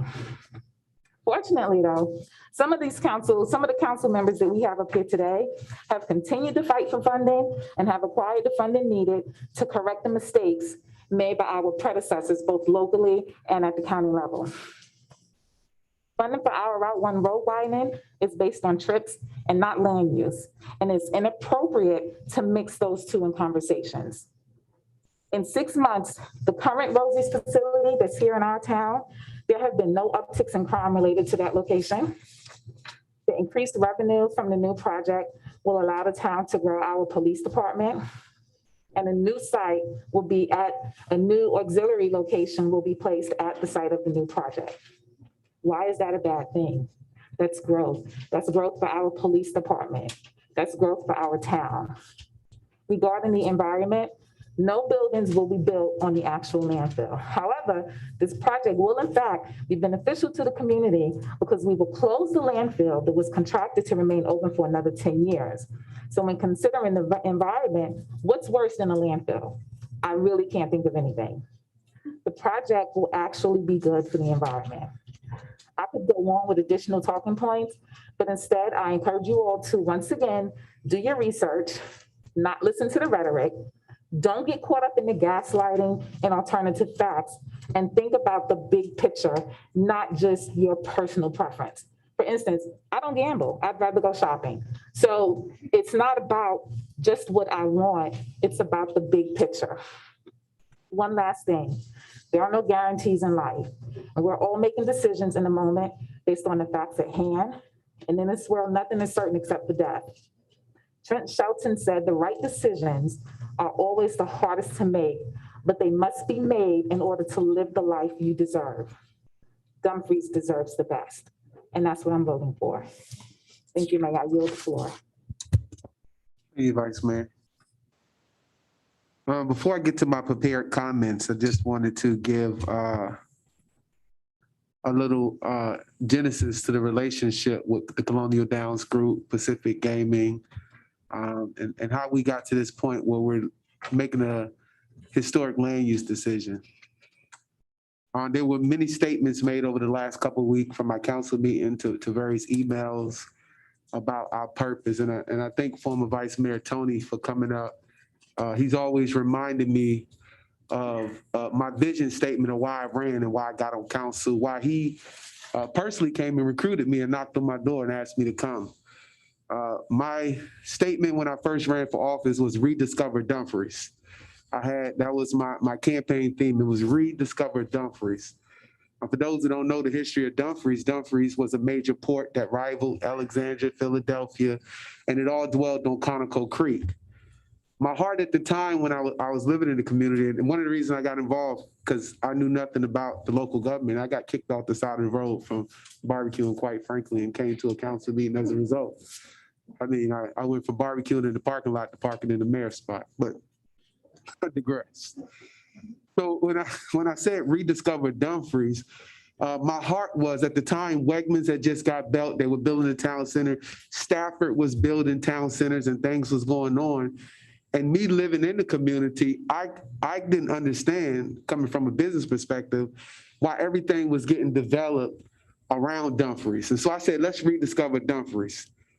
They said, well, what do you want to do as a councilman? I said, I want to make Dumfries a destination place that people from all over DC, Maryland, and Virginia, not just going to drive through, but they're going to drive to. How you going to make that happen? I don't know. I want to start out by having a park and recreation. I want to do park and recreational. I want to do summer concert series. And so I brought that forward, put a summer concert series together. We started bringing in bands on a quarterly basis, and it kind of went forward.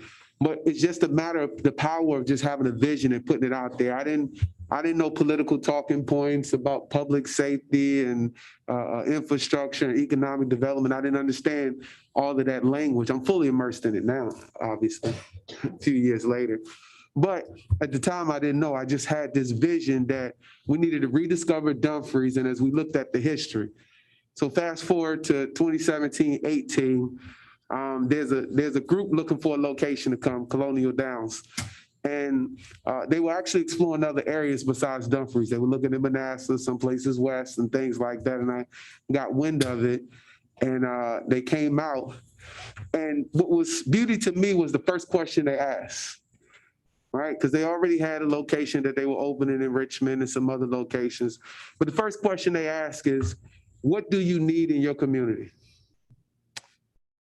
And that was odd because I never had a developer ask that question first. They said, what do you need in the community? And I said, we need a convention center. And they said, a convention center? Why do you think you need a convention center?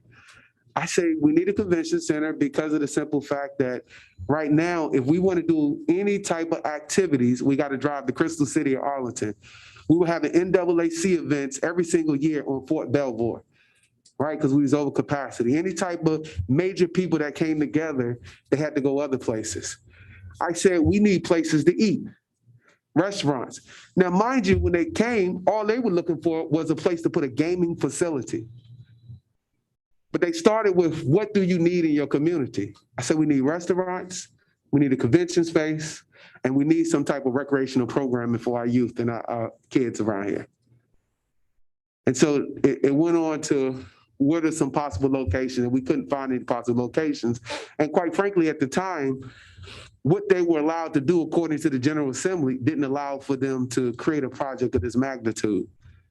And there were no laws that allowed for it. So they had to begin to do the work to put a referendum on the ballot, to begin to look and explore those different types of situations. And so what they showed over the last 3 or 4 years, as from what you heard from the people that work there, the other community partners, their commitment to be a partner to this community, not just to come take. If you notice how many Rosies they got built, and I think it's 5 right now. This is the only Rosies in the state of Virginia that's going to get a resort, a convention center, a gaming facility, and all of these restaurants. No other Rosies locations in the state of Virginia. This project is unique to the town of Dumfries. I quite frankly don't think nobody else asked for what we asked for and what we're getting at this particular time. I'm gonna read my comments. Okay. So first and foremost, well, this is not first. Thank you to everyone who invested time to send emails, create Facebook groups, write articles, attend meetings, reach out to your favorite elected official about tonight's land use decision that we're about to vote on. We have a unique opportunity through this project to address decade-old concerns and requests from our citizens on this landfill. Our residents have been asking us to bring more recreation and leisure activities to the town. They've expressed their desire to not have to leave the town to go to nice sit-down dinner.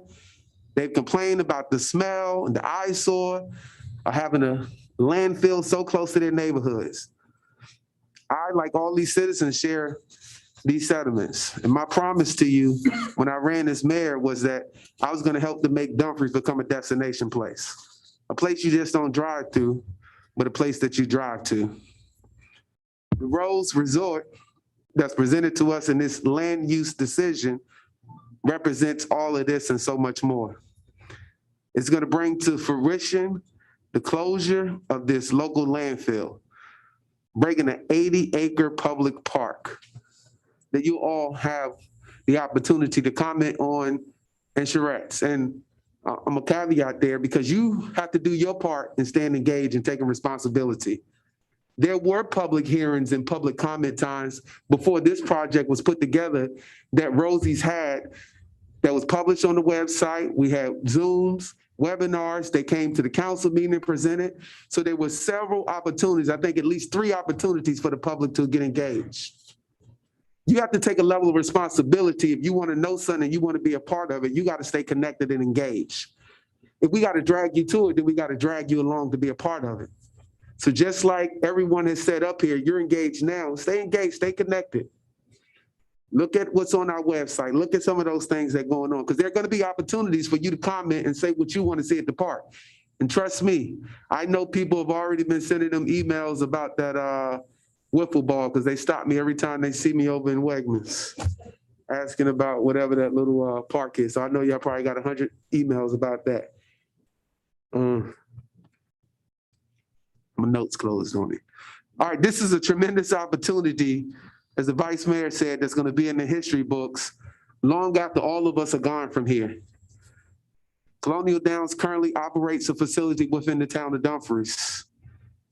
I think they've been a stellar partner in all aspects. I think one of the comments on one of them Facebook pages was somebody sitting down watching traffic at the Rose, and as they're watching traffic at the Rose, they noticed there was more traffic going in and out of the McDonald's than it was at the Rose. But nobody talks about the amount of traffic that's at the Chick-fil-A's, that's at the McDonald's and all of that. But everybody gets in arms about a project where people are gonna come to late night entertainment and late night gambling. Lunchtime now, they gotta have police officers escorting traffic in some of those places. But we don't have those problems here. These same concerns that people have now on this project were the same concerns they had on this first one that we're bringing. And my phone keep locking on me. They delivered this project swiftly despite the pandemic and was able to deliver to get in there, and they have a reduced number of machines in there. Didn't even get a chance to open up their gift shop and still performing and producing at a high level. Their philanthropy has been amazing. We've known they've gotten well over 6 figures. They've kept their promises of giving back. They've encouraged their staff to participate and get involved. They've done vendor workshops where I think I saw 110 vendors come over there to that vendor workshop the other day to solicit for local support. The developers and the town staff have devoted significant time and attention to this project. As I combed through all these documents and searched through it to look for the questions that I had, and I know I forgot to ask, and I think the Historic Commission and all those that brought up the historic ones, but we're gonna have another opportunity because the project still has to get designed. This is just a land use decision. But when we talk about the historic Dumfries and the aspect and the battlefield, I know I'm gonna be asking for not only images of all the historic Dumfries to be out there properly, but I'm gonna be looking for images of all of the Batestown family and all of that history to also be a part of this project. This The developers and the staff, they haven't left no I undotted, no T uncrossed. They work collaboratively and effectively with VDOT. They work with the county. We heard, they work with DEQ. And I believe they're going to continue to do that. This council has been elected to create a couple things: a balanced budget, to set goals, and policy direction for our staff. Our staff here has done a remarkable task of carrying out the budget and goals that was set by this elected body. Our town manager is responsible for overseeing the day-to-day operations of this town and ensuring we as a community has the best trained staff to execute the vision set forth by this council. I want to take time to acknowledge and thank all the staff who has worked on this project for the many, many months to get us to the point where we're now ready to make a well-informed decision. And by the way, it was at the request of the staff that we moved this public hearing from June to September to give them more time to do their due diligence on this traffic and these other projects. Staff members who I want to acknowledge who worked on this project: Nick Cesarero, our town planner; William Capers III, who was our former director in planning, a community developer. I want to acknowledge Jonay Purvis-White, our public works director, for all her input and work on this. Our expert planning consultant from the Wallace Montgomery Group, Mr. Larry Marcus, who we've seen tonight. I want to thank our chief of police, Vern Gallion, and his department for being a part, and our town attorney for all her legal advice on this project, Ms. Sharon Pandek.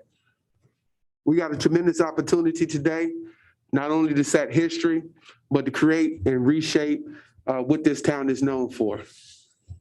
Destination Dumfries. Thank you. At this time, seeing no further comments on this, I'm now going to welcome a motion from the floor.